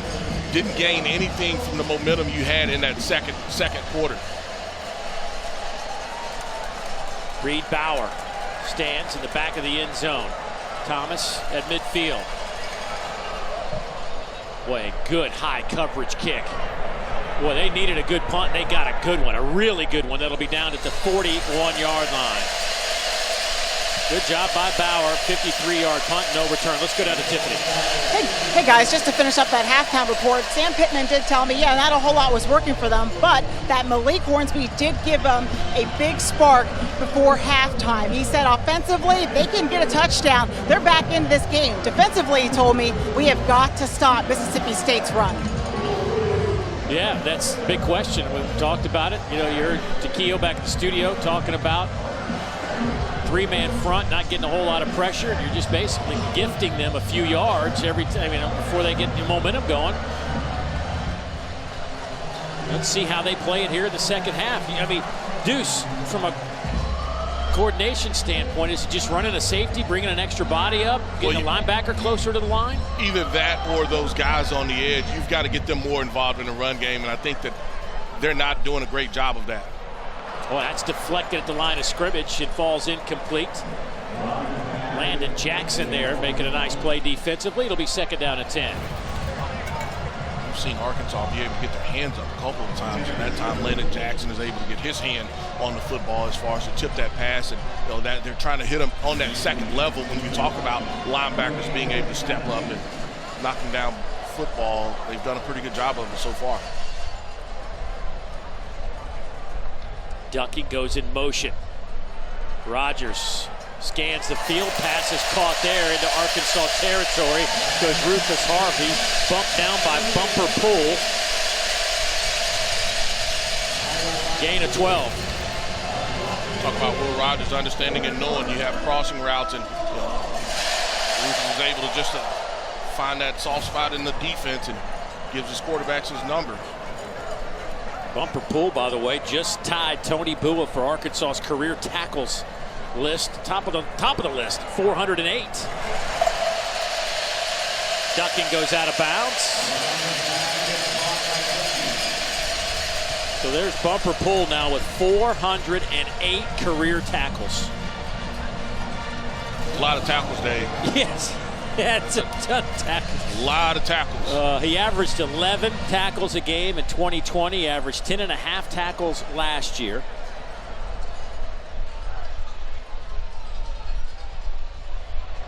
Off the left side.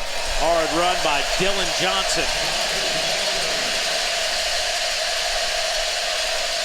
What a career for Bumper Pool, the senior out of Lucas, Texas. Now up to 408 tackles. He and Sanders make a nice combination at that linebacker spot. Well, they're all over the field. They're smart players. They've seen a lot of football. They've played a lot of football, and they're just able to make plays. Little toss sweep to Johnson. Pushes his offensive lineman out of the way, nowhere to run. Latavius Brini played it extremely well. Nice job. You got a stunt. Nice job by your safety. Brini coming up and making that tackle. I mean, Mississippi State looked like they had some room on the edge, but nice job by your safety being able to come up and make that tackle. Brini, of course, been 4 years playing for the University of Georgia, his first year at Arkansas. Second down, Rogers.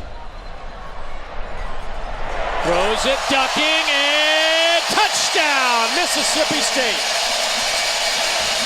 33 yards.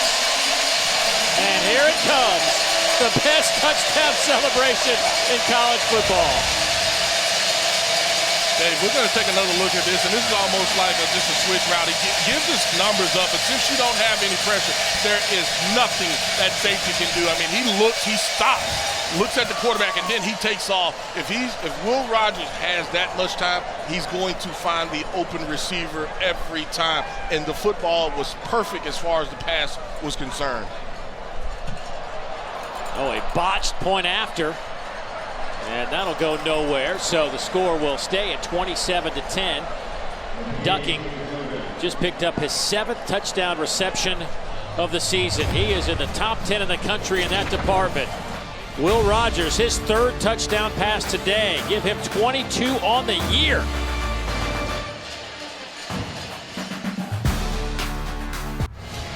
SEC Network Football is presented by Allstate. Remind you that football season is mayhem. Well, there is Caleb Ducking, 7 touchdown catches this year out of Holmes Community College.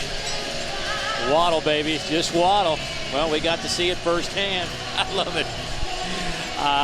Makes me chuckle every time I see that. They're not chuckling over there on the Arkansas sideline, though. I can guarantee you that after that little run right at the end of the second quarter, some of the sting of that last Mississippi State drive will resonate. Of course, it started with the errant kickoff return that backed them up at the 1 yard line on their first possession of the third quarter. So now, at least you get some room to breathe now. And then we take another look at it. You know, you're only rushing 3, you're dropping 8 into coverage. But I mean, Will Rogers is just way too good, and that's a double move from Ducking the receiver, and he's able just to get matched up on your nickel, and nothing he can do.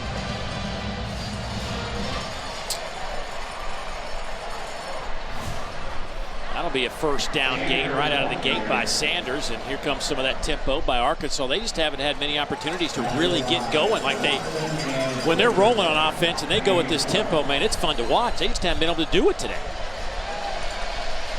Here's Hornsby. Has a man wide open down the right side. Hazelwood to the 20. Another big play for the Arkansas offense. How is he getting so wide open? I think that's miscommunication. You look at Duncan and you look at Jalen Green, and both of those guys not being on the same page, and Duncan kind of floating, and I don't know if he was going to take the robber as far as across the middle, but nobody going with the post route. Here's Sanders off the left side. He'll pick up 6 after that 44-yard gain. Jet Johnson with the tackle for Mississippi State. And I think some of that also, Dave, is the tempo that you mentioned by Arkansas offensively.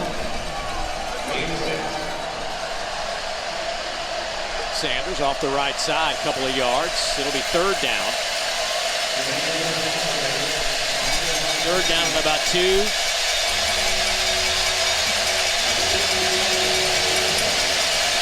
Arkansas in the red zone. They are 18 out of 23 in the red zone coming into today. Trying to convert here on 3rd down. Hazelwood goes in motion. He'll run it off the right side with Sanders. Trying to get a stiff arm, and he does. To the 5, hard run down to the 2. Big boy run from Rocket Sanders. Nice job, nice physical run there by Rocket Sanders. I would love for him to get going north a lot sooner, but he's able to get to the corner and still be able to pick up the first down. Well, they are working Sanders hard today. He'll take it down to the 1. It'll be 2nd and goal. Tyrus Wheat, Cameron Young make the stop. And that's one right there. If I'm Hornsby, I want him to pull that football. I mean, all of the attention is going to Rocket Sanders. He's going to come out of the game now. From a defensive perspective, at least, I'm probably bringing pressure off of the edge just because I'm expecting quarterbacks to be able to keep it. The redshirt sophomore quarterback Malik Hornsby gets the snap. Handoff off the left side. That one goes to Johnson, and he is stopped shy. So now it'll be 3rd and goal. Yeah, and they get Sanders back into the game. Dominic Johnson here. You're too big of a guy. You've got to be able to put your shoulder pads down, and you've got to go find a yard there. I never thought he was forceful enough from that running back position. Rashad Dubinion in the backfield, the true freshman. Landers goes in motion. Here's Hornsby, throws it too far out for Landers to make the catch. It'll be 4th and goal. Dave, we'll take another look at it, but he's there. You've got to take something off of this throw. I mean, but there is no way. I mean, he is wide open. That's the play, probably the play before that you gave it to Johnson that you want to run, and now Mississippi State is going to call a timeout. Zach Garnett just bolted down that near sideline to get a timeout. The defensive coordinator for Mississippi State. So the Bulldogs will take a timeout. It is 4th down and less than a yard. We will step aside. Back in a moment. If there was ever a time that you want KJ Jefferson in this game, it's right now at 6'3", 242. Just a massive human being with great athletic skills. But he has to watch this one because of the injury suffered last week against Alabama. And they turn it over to Malik Hornsby. 4th and a yard.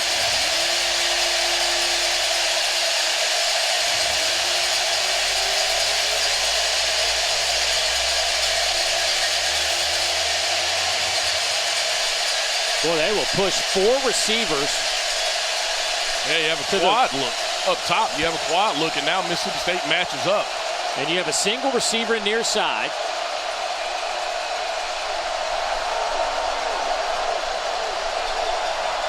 And now they'll bring everybody inside, and here comes some motion from Dubinion. They'll hand it to him, and he's walloped immediately. The Bulldogs get the stop.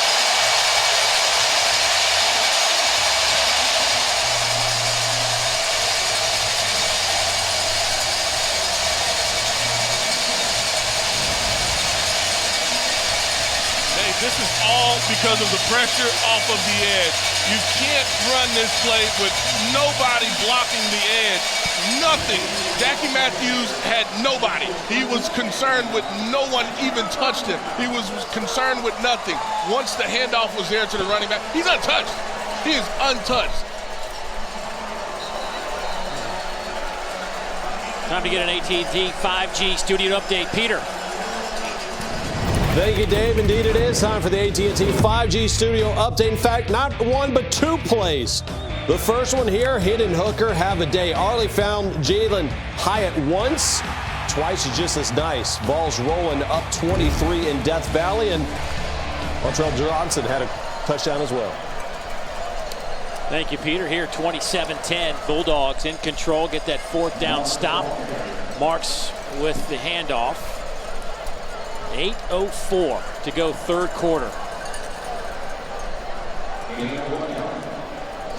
I mean, it's hard to play the what-if game, but, you know, every Arkansas fan is sitting there thinking, man, if we just had KJ Jefferson in that type of situation, outcome probably would have been a little different.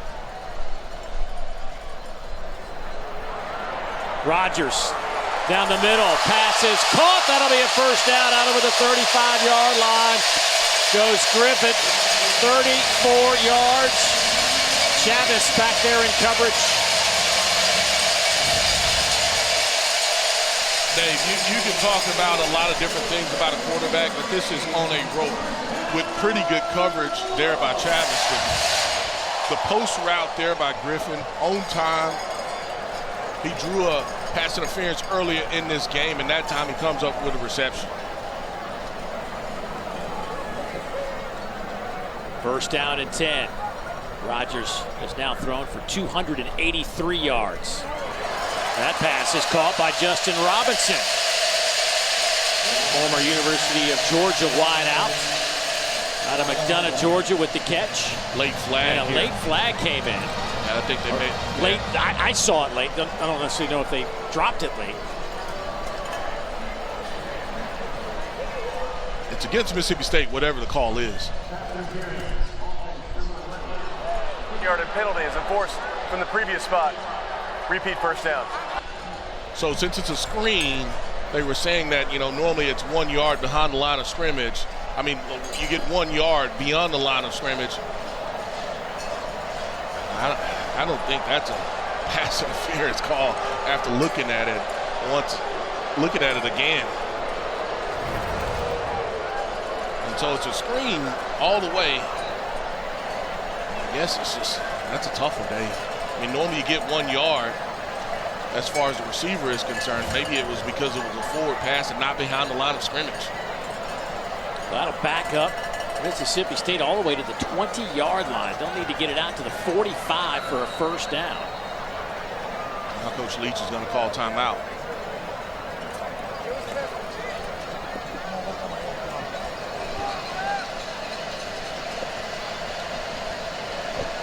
Coach Leach trying to get an explanation on that call as well, as our crew is over there.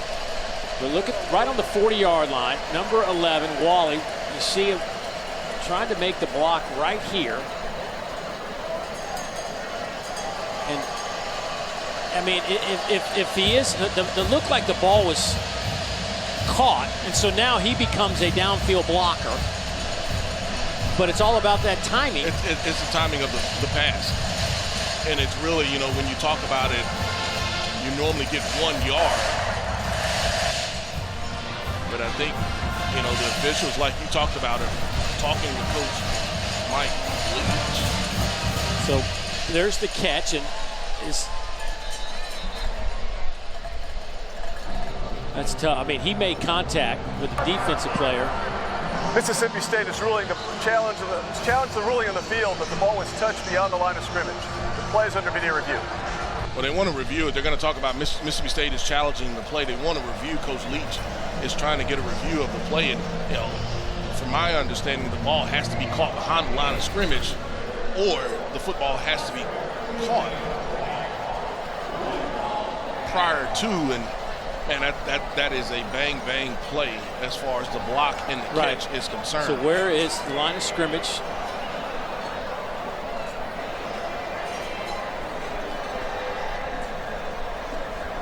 I'm really not sure there. After looking at it, I mean, it's almost he is making the catch. Is it a forward pass, or is it behind the line of scrimmage? Ball sitting right there at the 35.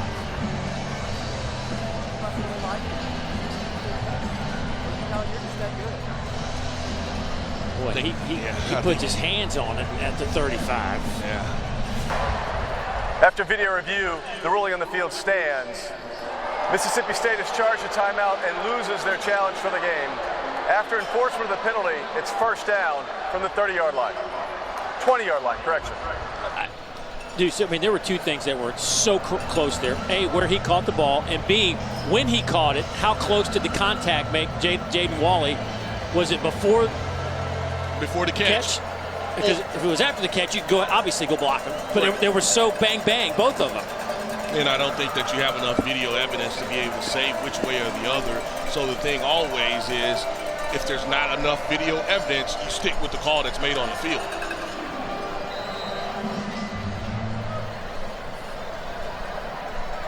(27 to 10), 6:42 to go, third quarter.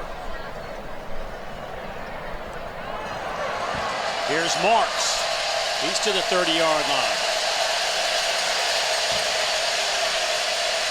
Drew Sanders now with 14 tackles. Bumper Pool has 13 tackles. A gain of 11. It'll be second down and 14. There's no way that you can ask that linebacker to cover that much space. He's in the middle of the field. The back is already released. He's on the numbers. There's no way that you can ask him to cover that much space as far as a coverage standpoint. Will Rogers is checking down every time. Will at 294 through the air. Boy, Tulu almost had a great catch. He felt some, or heard some footsteps in the neighborhood. We'll take another look at it here, and seen Tulu come up with the catch earlier. That time he felt it, and one he probably should have had. You've got Hudson Clark playing that middle of the field safety, gets his hand involved there as well.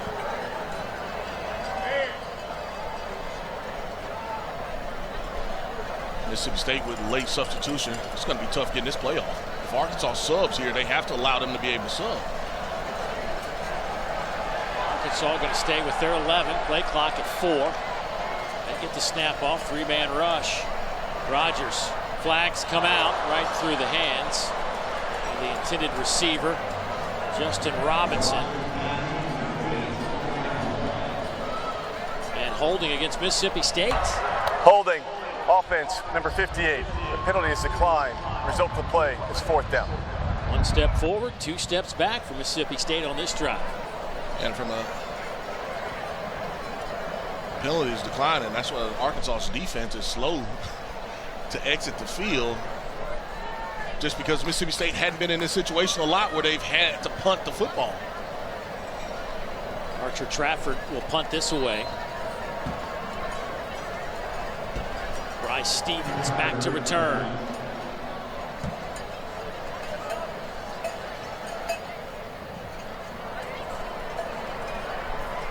Nice punt. That'll take Stevens back inside the 20, and he is dropped right there. Good coverage by Mississippi State. J.P. Purvis getting down, making a play on special teams. But Arkansas will have the football down 17. 5:53 to go here in the 3rd quarter. Special teams much better this year for Mississippi State. Good coverage by the Bulldogs.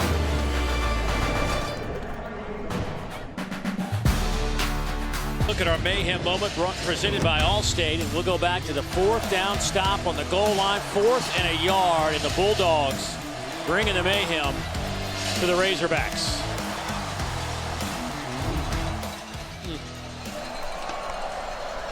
Hogs, though, trying to answer back after they get a stop. They go to Rocket Sanders on the handoff. They pick up 4 on the carry.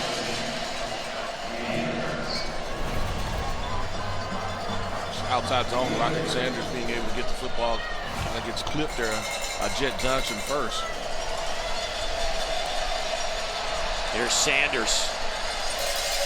Boy, that is his 21st carry. His 20th carry of the ball game. Well, you knew he was going to get worked, and they wanted to get him 20 carries this game. I think that they wanted him to probably be a lot more productive. He's held up his end of the bargain. Just needed some help. 86 yards on the ground with a touchdown for Sanders. 3rd down and 3.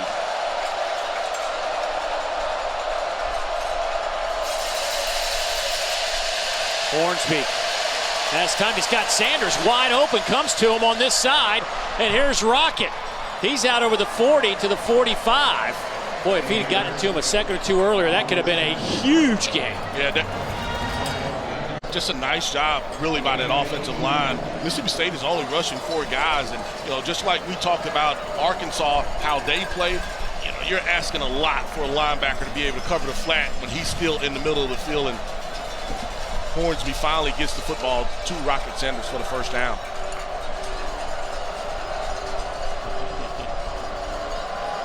First down and 10. Dominion in the backfield. They'll stack 4 to the right hash and go that way with it. Here's Hazelwood. Mississippi State all over it. Maroon jerseys swarming the football. Colin Duncan, the first one there. Arkansas started with this quad look earlier. Didn't like it, brought everybody else in on the goal line, and now we get another variation of this quad look. And Mississippi State says, hey, look, we're going to chase the football. We don't care where you line up. Hornsby. All day to throw. Going deep down the field. Has a man. It's caught. Touchdown. Bryce Stevens. 54 yards. What a throw from Hornsby. Dave, we can talk a lot about Will Rogers and his football, the football that he threw. This was a laser and a rope all day by the offensive line, Arkansas up front. And Richardson is there, but I mean, that was outstanding ball placement by Hornsby to be able to get it to Stevens. Hornsby now 7 of 10 for 229 and a touchdown. And this point after by Little is up and good. We got ourselves a 10-point ball game here in Starkville. Arkansas, no quick start last week against Alabama in the third quarter. Closed that game down before the Tide ran away with in the fourth, though.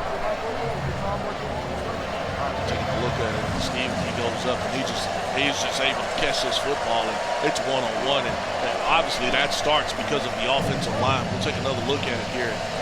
You got quads and you try to overload one side. And I like my one-on-one matchup. Let me see if my receiver can make a play for me down the field, and that's exactly what Bryce Stevens is able to do.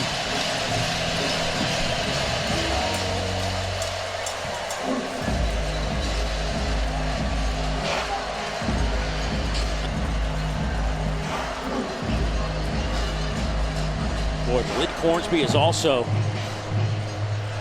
rushed the football today for 63 yards. He's thrown for 229. And Arkansas right back in this thing again. 3:33 to go here in the third quarter. Matter of fact, I wouldn't suspect this, but Arkansas has now outgained Mississippi State today, 391 to 389.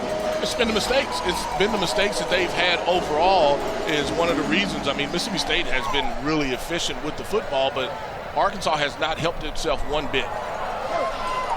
Well, picked up there by Griffin. That was a dangerous kick, but it worked out pretty well. There's a flag down at the 31, though.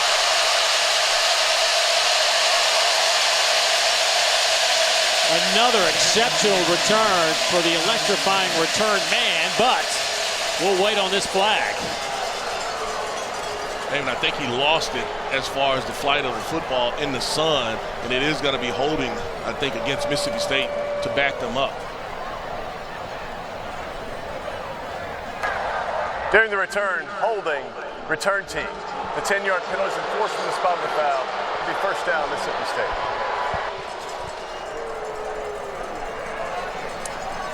Time to get an update. Peter, what's going on? All right, Dave, Florida and Missouri were tied at 10.5, and it has been all Gators in the second half. This one, Anthony Richardson to Ricky Pearsall. They're up 24-10. And how about Texas up 42-0 over future SEC member Oklahoma? I mean, it's crazy what's going on in Oklahoma right now. Very much so. I know that, from a talent standpoint, a lot left when you lose your coach, but man, that is very surprising. Here's the handoff to Dylan Johnson to start the drive. 3 go the third quarter. Defensive tackle Cameron Hall made a play right there, and we haven't seen that line make a ton of plays, being able to work off of the center a little bit.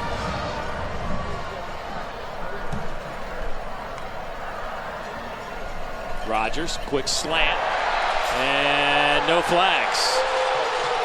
Caleb Ducking was the intended receiver. McLaughlin there in coverage. Bumper Pool heading off the field. Take another look at it and just trying to run a slant route. And you see, obviously, the right hand gets in there and poke the football out. The crowd is upset about that left hand kind of just being around the receiver. 7 passes broken up by this Arkansas defense today. 4 of those should have been interceptions. Pressure comes, and the throw is away and caught by Ra-Ra Thomas. And he'll have the first down at the 36-yard line.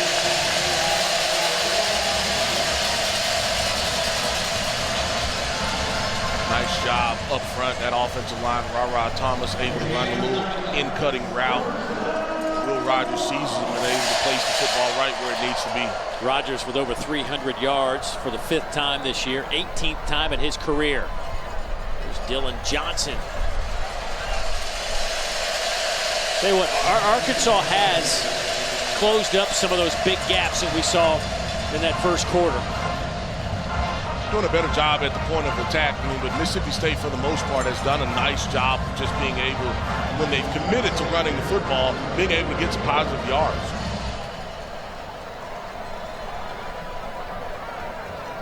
Second down and set.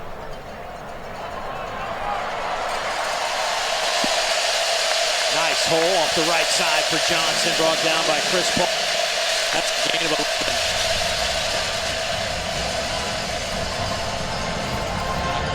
See Mississippi State, they run this little toss crack, and you talk about Cole Smith being able to get out front, pick off that linebacker, nobody filling the alley as far as your safety. You got to be able to have that safety coming up and making that play. First down and 10. Quick hitter, pass caught there. Here's Rufus Harvey to the 30-yard line. Up 20. Dave, we saw this in the first half. Rufus Harvey, he's just running a stop route from that slot position. Earlier it was Austin Williams on the same page with his quarterback for another first down. Dillon Johnson breaks a tackle, breaks another tackle. It's a foot race to the end zone. Touchdown, Bulldogs. 30 yards for Dillon Johnson.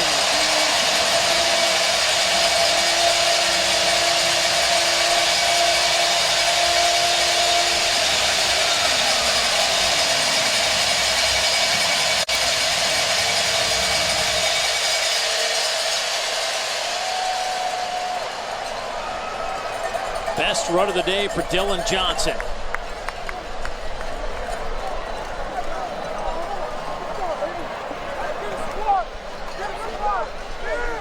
Johnson up to 98 yards on the ground, averaging 6 yards a carry. He came in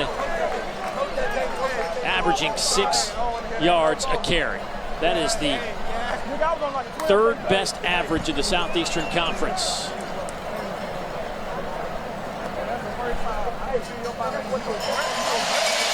Point after is up and good.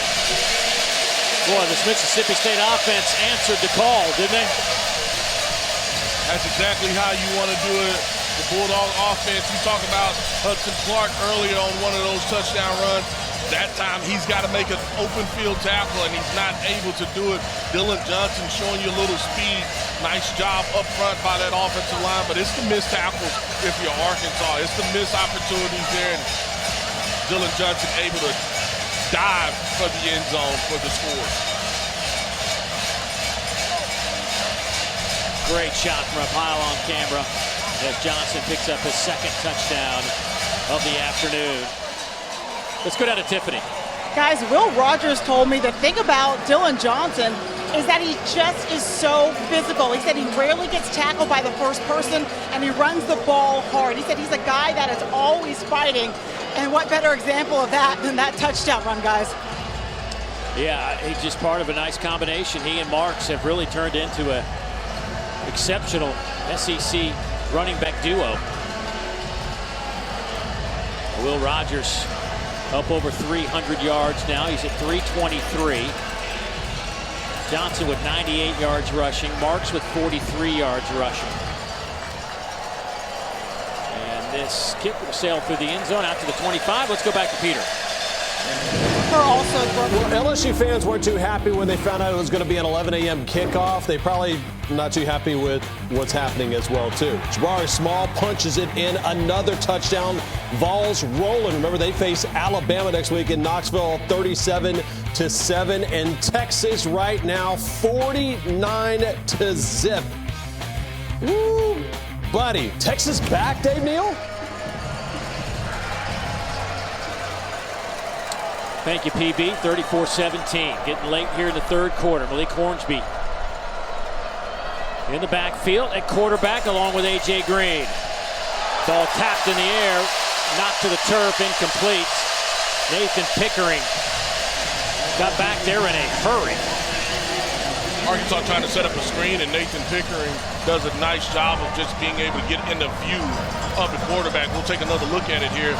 He reads it, and he's at that defensive end spot. Just does a nice job of getting his hands up and almost coming up with the interception.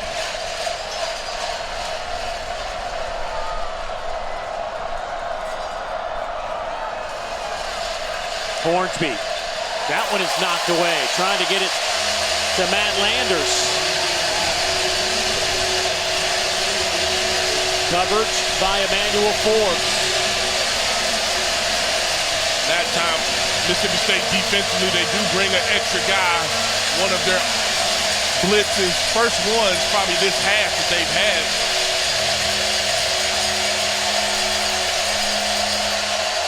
Bulldogs look like they're bringing some heat. Actually, they'll back off and rush 3. Here's Hornsby.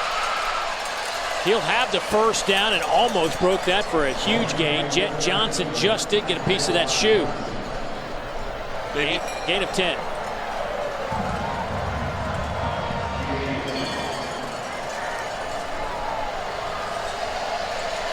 Hornsby flushed out of the pocket, will dump it off, and one hops back there to A.J. Green.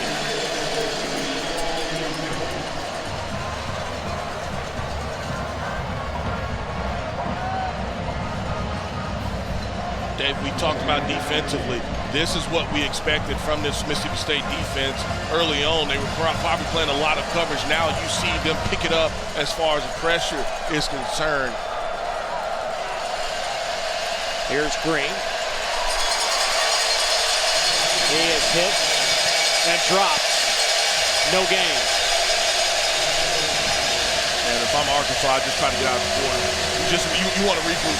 You don't run another play. You want to get out the quarter. This place is rocking too.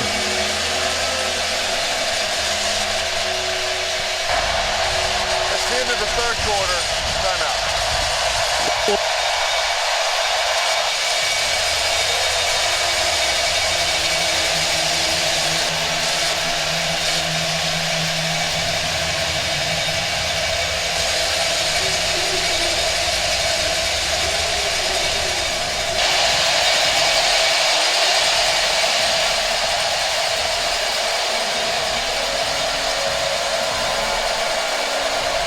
We start the fourth quarter. It is hopping here at Davis Wade Stadium. Man, they were not sitting down between the third and fourth quarter.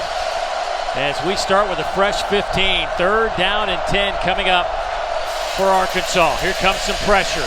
Hornsby feels it. Gets a little block on the outside and has the first down and a whole lot more down to the Mississippi State 40-yard line. Dave, that's one thing that he can do. When you start to bring pressure, that means you leave lanes open. If nothing is open for him down the field, he can take off and run with the football. Hornsby looks to throw. He will dump it off to Stevens down to the 36-yard line.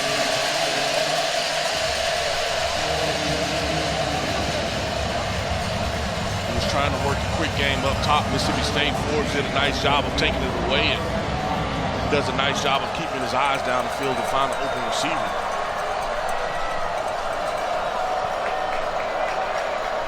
Second down.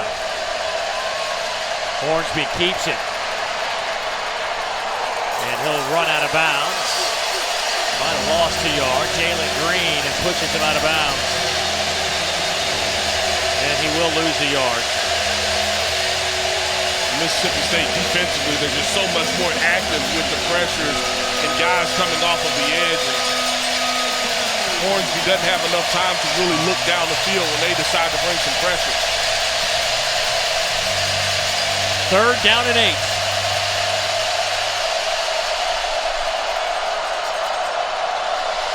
They'll come to Sanders, who just short-armed it.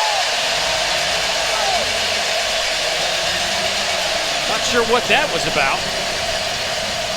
That's the second time that we've seen a Arkansas receiver kind of almost short-armed it or was not on the same page with his quarterback. I know in that situation there, Hornsby, just looking at it, he's got to learn and understand when to have a touch pass. I mean, because that ball has heat on it just to be a swing pass to a running back. Well, fourth down, 4th and 8.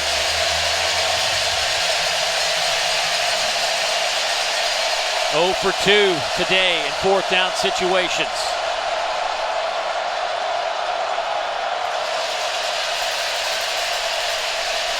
Hornsby. He will throw it, and it's picked off.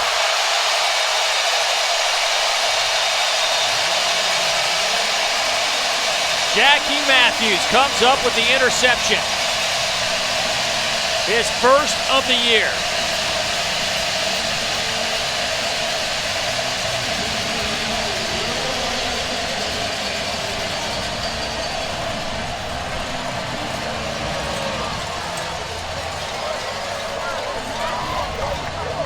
We'll take another look at it. There's nowhere to go with the football, and he is just really trying to throw this football up. He's got to get a little bit higher. Jackie Matthews just steps in front of it and makes the interception. He also had the 4th down stop when they were on the 1-yard line. That was Jackie Matthews that was off of the edge that was unblocked. So 2 huge plays for Jackie Matthews in this game.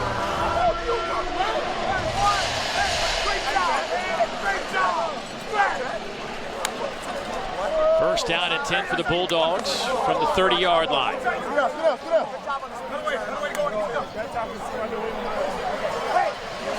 Marks with the carry. Will pick up 6.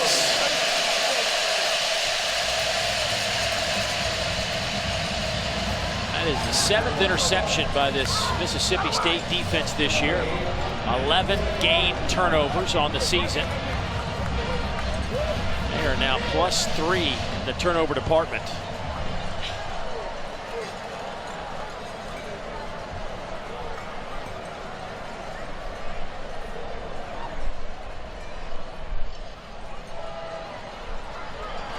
Marks tripped up at the 39 by Brini.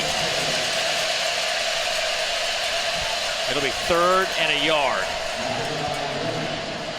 See one of the adjustments defensively. Arkansas is rolling those safeties down to try to take away that toss crack outside sweep run. And there, you got Brini being able to make the tackle off of the edge, but thought that adjustment is probably a little bit too late in this game. Mississippi State, I don't even know if this stat matters anymore as many times as they go for it on 4th down, but just 4 of 11 today on thirds. Make it 5 out of 12.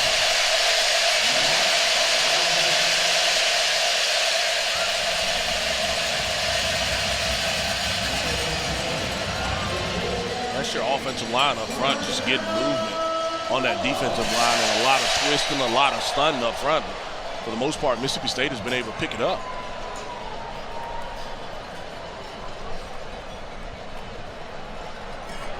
Rogers dumps it off to Marks underneath.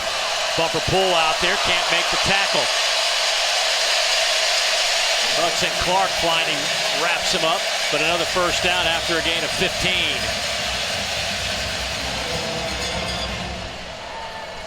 Like I said, with this assignment, we'll take another look at it. You have the fake, so it sucks that linebacker up, but he's already outflanked. I mean, because now the running back, all he has to do is release in the flat, and he's got the linebacker outflanked already.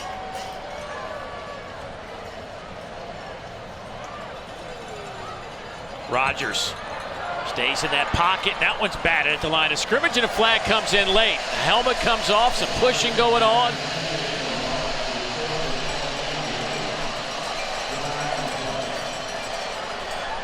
And that may be what the flag is for. Hands to the face. We're going to take another look at it.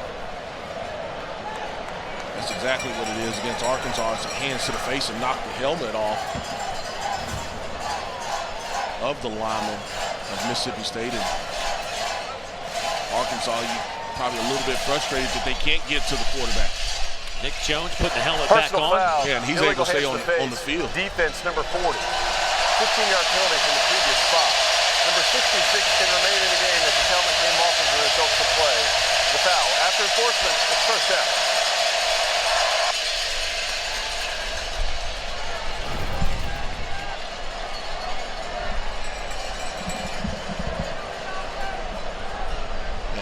Jones playing left tackle, and he's done a pretty good job for Mississippi State at that position.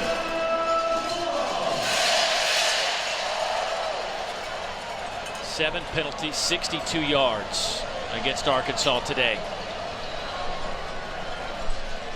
A few of those cost them dearly in the first half. Rogers going to the end zone, lofts it up in the air and a little too far, but a flag will come in. Trying to hit Robinson with it. Chavez back there in coverage. Was that? Defense, number 4. Well, they're calling it pass interference. We'll take another look at it, but the question is going to be, was it a catchable pass?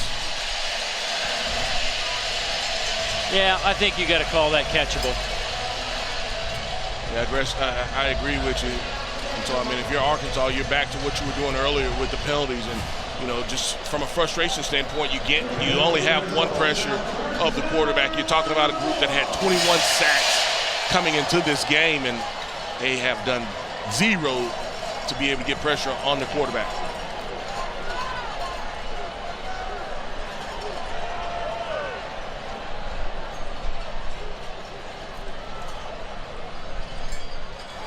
Oh, a little shovel pass. Marks. Good open field tackle, though, by Brainy to keep him from the end zone.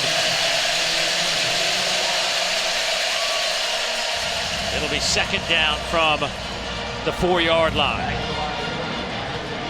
It's just like a draw for the tailback, and I mean, it's just a shuffle pass up to him, but I mean, that's one thing, like you talked about, David. From a defensive end standpoint, you have to be able to feel that this tackle is letting me up the field way too easy. And if you don't feel that, then we've seen them use that play a couple times, and they've been able to pick up a bunch of yardage with it. They get a first down right about the 1-yard line. Wally comes in motion. Another clean pocket. Receiver slips, but flags come in. It wasn't much of a slip, I guess. There was some contact there. Calvin hit the deck. Brainy was in there in coverage. And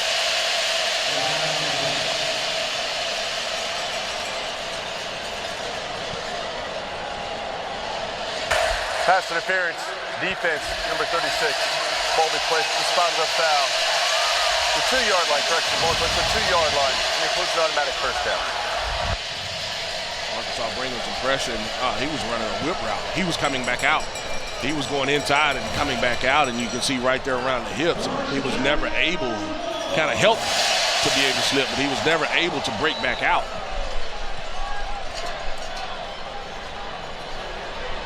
so now it is first and goal from the 2.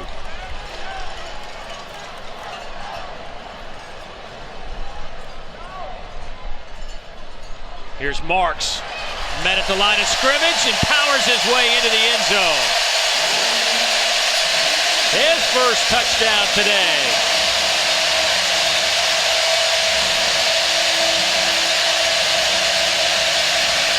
Uh-oh.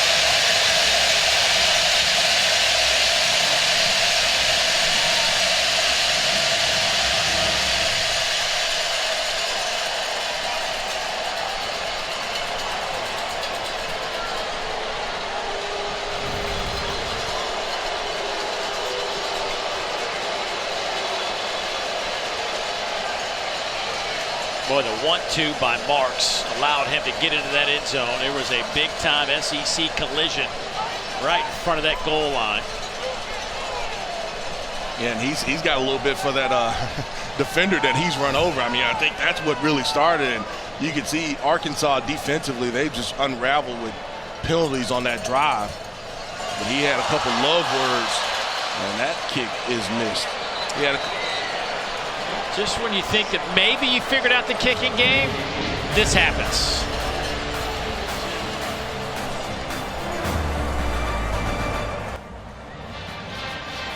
SEC Network Football is presented by Allstate, reminding you that football season is mayhem.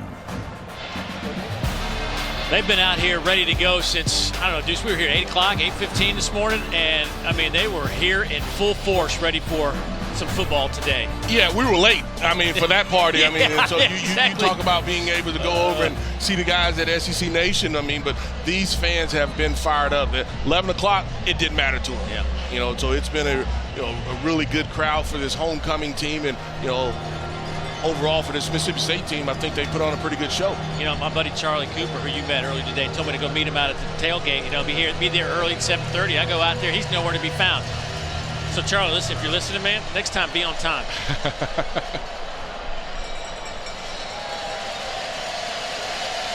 That'll sail through the end zone. I think I just lost my last invite to the tailgate. Yeah, I think so as well. Charlie had some other issues going on as well. Yeah. He was getting hammered about from some other friends. Yeah.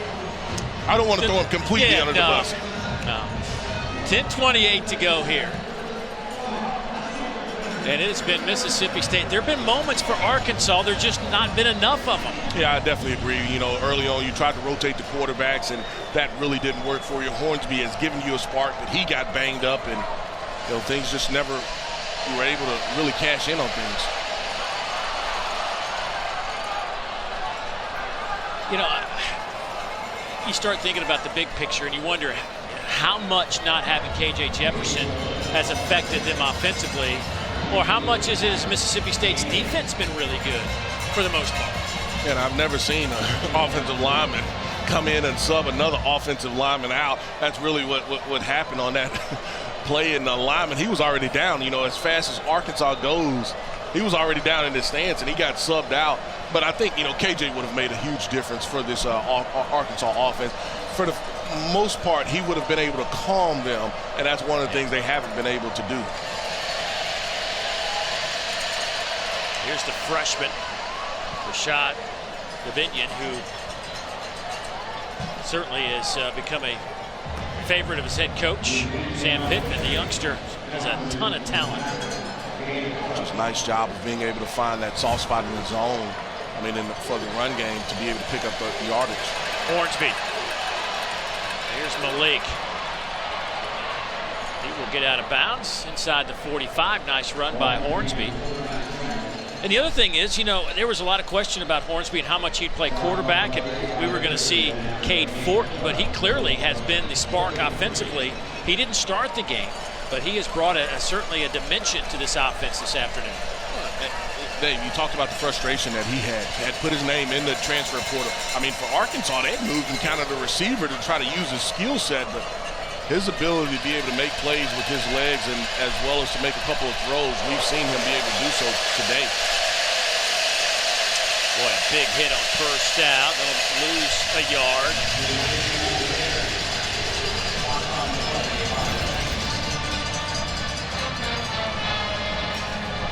Tyrus Wheat comes up and makes a high tackle, but that's how you rally to the football defensively.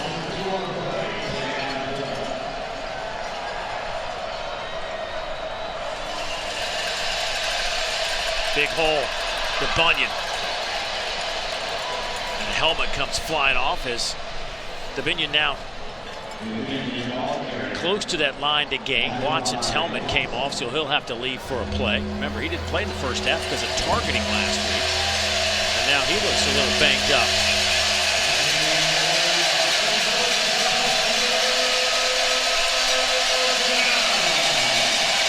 Malik Hornsby up over 100 yards rushing.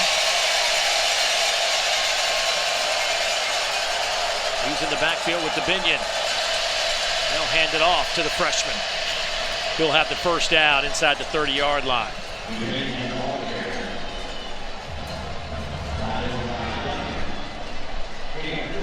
Big guys up front still giving you a lot of effort for this Arkansas team. Davinian out of Ellenwood, Georgia, went to Cedar Grove High School.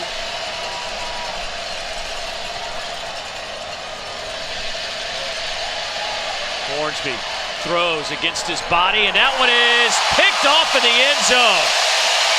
Emmanuel Forbes with another interception. His fourth.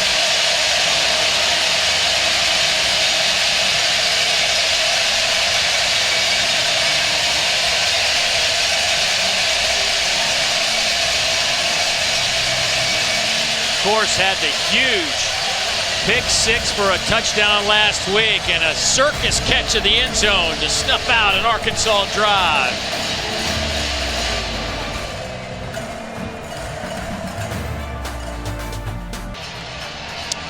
Well, coming up next, number 9 Ole Miss taking on Vanderbilt at Nashville, 4 o'clock Eastern time. And then at 7:30, it'll be Kentucky hosting South Carolina in our SEC Saturday night matchup. Both games also available on the ESPN app.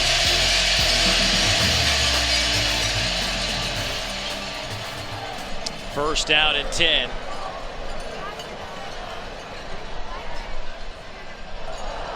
That ball's batted down, another one. Let's go down to Tiffany. Emmanuel Forbes was sporting a Stark Vegas chain after that interception. He told me this defense calls themselves the Takers, and he said he just relies on his instincts, having been a receiver before. He played it in high school, said he switched because he didn't like to get hit.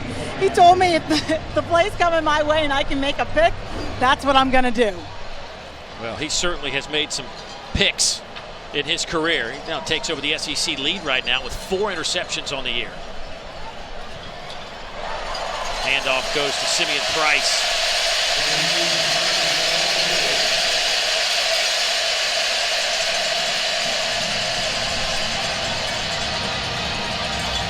And now Mississippi State will try to chew up as much of this clock as possible.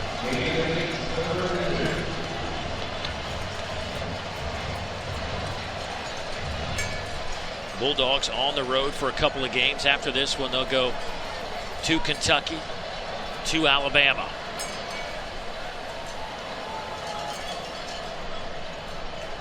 Rodgers. And it's incomplete. Trying to hit ducking with it, and just couldn't hang on. Chapman's back there in coverage.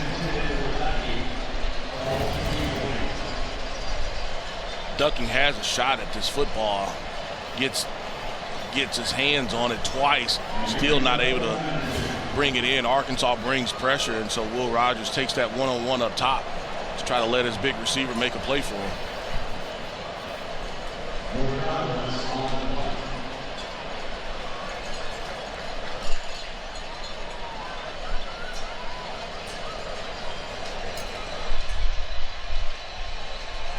Stevens back to return this punt, directing traffic instead as this takes a Mississippi State roll inside 30 down to the 28-yard line.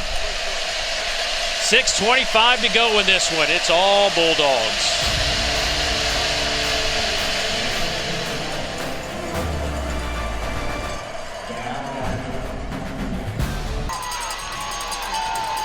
Been a good day if you're a Mississippi State football fan. You've put up 40 points and held the opposition to 17. Don't forget South Carolina and Kentucky coming up at 4 o'clock Eastern time. At 7:30 Eastern time on SEC Saturday night. Ole Miss and Vandy at 4 o'clock Eastern time right here on the network. 6:25 to go in this one. Mississippi State, another 500-yard offensive performance. The second time they've done it this year. They did it against Memphis. 547 yards against the Tigers. Arkansas's offense, though, I mean, listen, it's been big play driven, but they're closing in on 500 yards. They're at 478. Well, and it's the explosive plays for Arkansas. You figured that they would be grinding it out with that run game, but it's been the explosive plays and some busts as far as coverage by that Mississippi State unit. You know, a couple of questionable throws to 40 seconds by Malik Hornsby. One down on the goal line. He had a receiver open on a 3rd and goal situation and just threw it too hard to a wide open receiver, and then they couldn't stick it in on 4th down. And that kind of changed the whole dynamic of the second half. Dominion.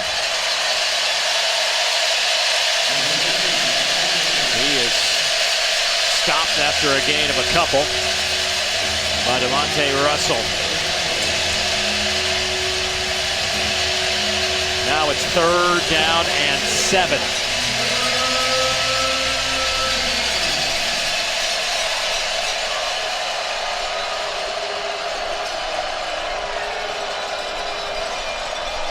Arkansas offensively were in a 5 wide set. Now they go back to, and now you get your offensive line moving. They go back to a regular formation, and Coach Pittman is saying, he's so hot. Yeah, he has not gotten a call whatsoever. So you have another official that comes in, and Arkansas linemen are trying to say, hey, look, they're calling out signals. That's why we moved. And I don't think he's going to win it. Ball start. Offense, number 55.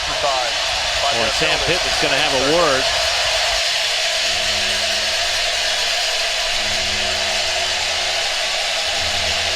You're right. I mean, nothing's gone their way in that regard today. There's been about 3 situations where he wanted a different call, and none of them have went his way. So now you're backed up 3rd and 12.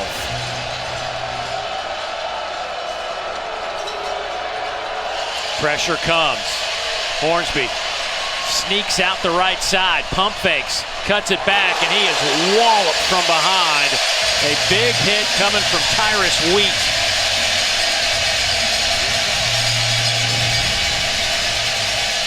Dave, we see the pressure, and Arkansas does a pretty good job of picking it up, but I'm surprised that Hornsby didn't just use his speed. He's got Pickering that's chasing him, and it was really Tyrus Wheat catching him from behind, but I'm surprised that, hey, look, I'm not going to fake it at all. Pickering, you just got to catch me on the edge. Zach Arnett telling us at our meetings, the defensive coordinator, that he needed Tyrus Wheat to be more destructive this week. I think there was some destruction on that play. It's a big-time hit. Yeah, it was. Reed Bauer to punt it away. Thomas back to return it. It's a line drive kick. Thomas wrapped up immediately.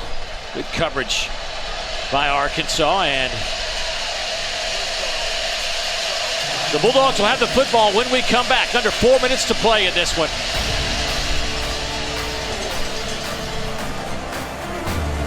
To this game, could Mississippi State continue to run the ball as well as they have been running it to this point? And the answer is an emphatic yes. 158 yards on the ground today, Deuce. That surpasses their season average of over 60 yards. I mean, it's been an impressive display. 46 passes, 33 rushes today. Well, and it set the tone for the beginning of the game. I mean, they came out, their first couple of snaps were runs, and that set the tone for them offensively. Yeah, 6 straight runs to start this game for Mississippi State. Their opening possession went 9 plays for a touchdown, 6 rushes, and 3 passes. And that was the thing that you wondered coming into this ball game, were they going to be committed to the run because they've had so much success? And you look at Arkansas defensively, they've been light in the box, and you have to have those safeties that have to fill that lane if you're going to only have 5 guys to kind of protect yourself because of the pass, and just hadn't done a good job of it. They're letting this play clock wind down. It's at 10 seconds now. Johnson, his first career 100-yard game today, 17 for 100 yards. Pass is caught, big hit on the back end. McLaughlin hitting Jordan Mosley. 14-yard pickup though.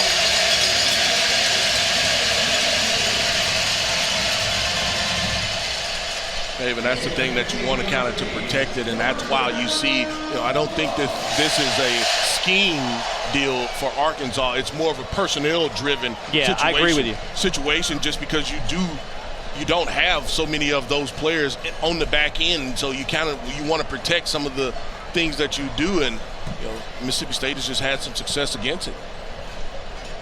Yeah, not the game to come in without three starters on your in your secondary. That's tough. Or your starting quarterback, I might add. KJ Jefferson, of course, didn't practice until Wednesday. Flew with the team. One of the first ones off the bus, put his uniform on, was out on the field throwing the ball around and warm-ups. And it wasn't until shortly before kickoff that we got word that he was not going to be available today and that they were going to go with a combination of Cade Fortin and Malik Hornsby. And really, it's been Hornsby. Fortin got the start. Well, there was the big run by Hornsby, but he got tackled on a play on the quarterback draw, and he had to miss some time. And so, you know, you talk about a series or two, maybe it would have been a little bit different for them offensively. Going up top, here's Mosley, makes the catch.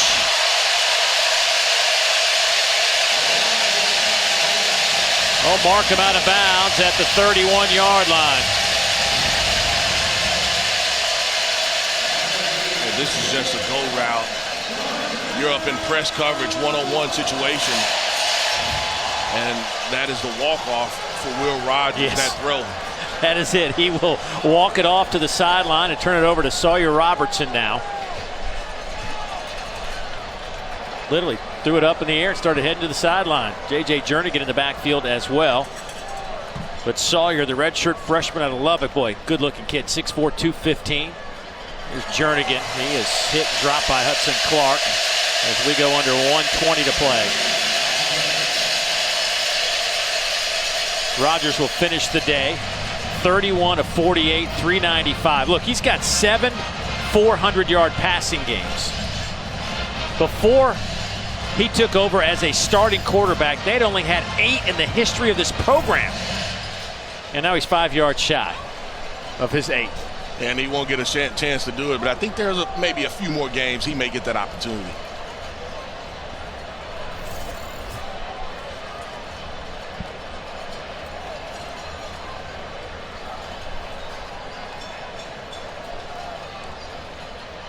On second down, Jernigan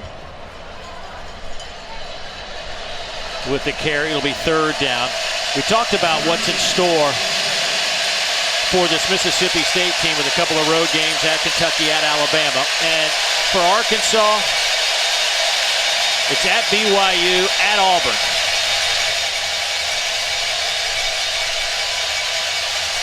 Another physical game in store coming up next Saturday for this Arkansas team. Sam Pittman's group, they are just trying to fight through this injury bug right now.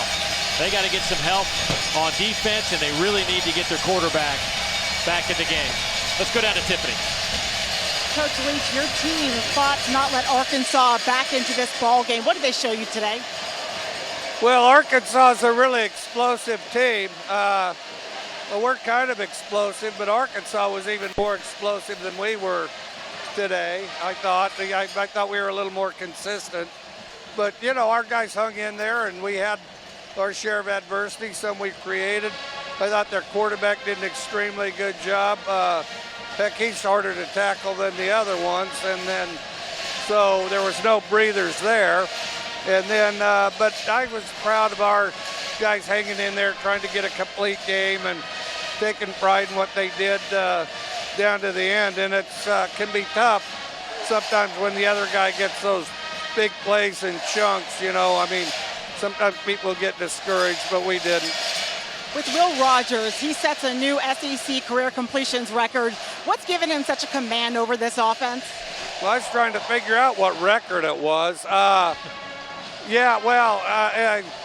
First of all, he's smart. Second of all, he studies film all the time. Third of all, he's a tireless worker with his guys throwing in the offseason, and he's a guy that kind of elevates even the other sides of the ball. Thanks so much, Coach. Congratulations. All right, thank you. All right. A happy Coach Leach as this team now goes to 5-1. You know, they were ranked one other time in the top 25 under Coach Leach a couple of years ago. The first game out as a top 25 team, Arkansas beat them, and they haven't been back since. This time, they held serve here at home. Yeah, they held serve, and I think, you know, it really starts with the quarterback. If you can keep Will Rogers upright defensively, they're going to give you a chance to be in this game. And so I'm interested to see, you know, can they continue the trajectory that they're on from an offensive and defensive. Well, pretty good performance all the way around for the Bulldogs. They'll certainly exit Davis-Wade Stadium in a very good mood on a gorgeous day. Hope you enjoyed some SEC football. 4 o'clock Eastern, Ole Miss and Vanderbilt. For Deuce McAllister, Tiffany Blackman, the rest of our crew, I'm Dave Neal saying so long from Starkville. Let's get you to the studio.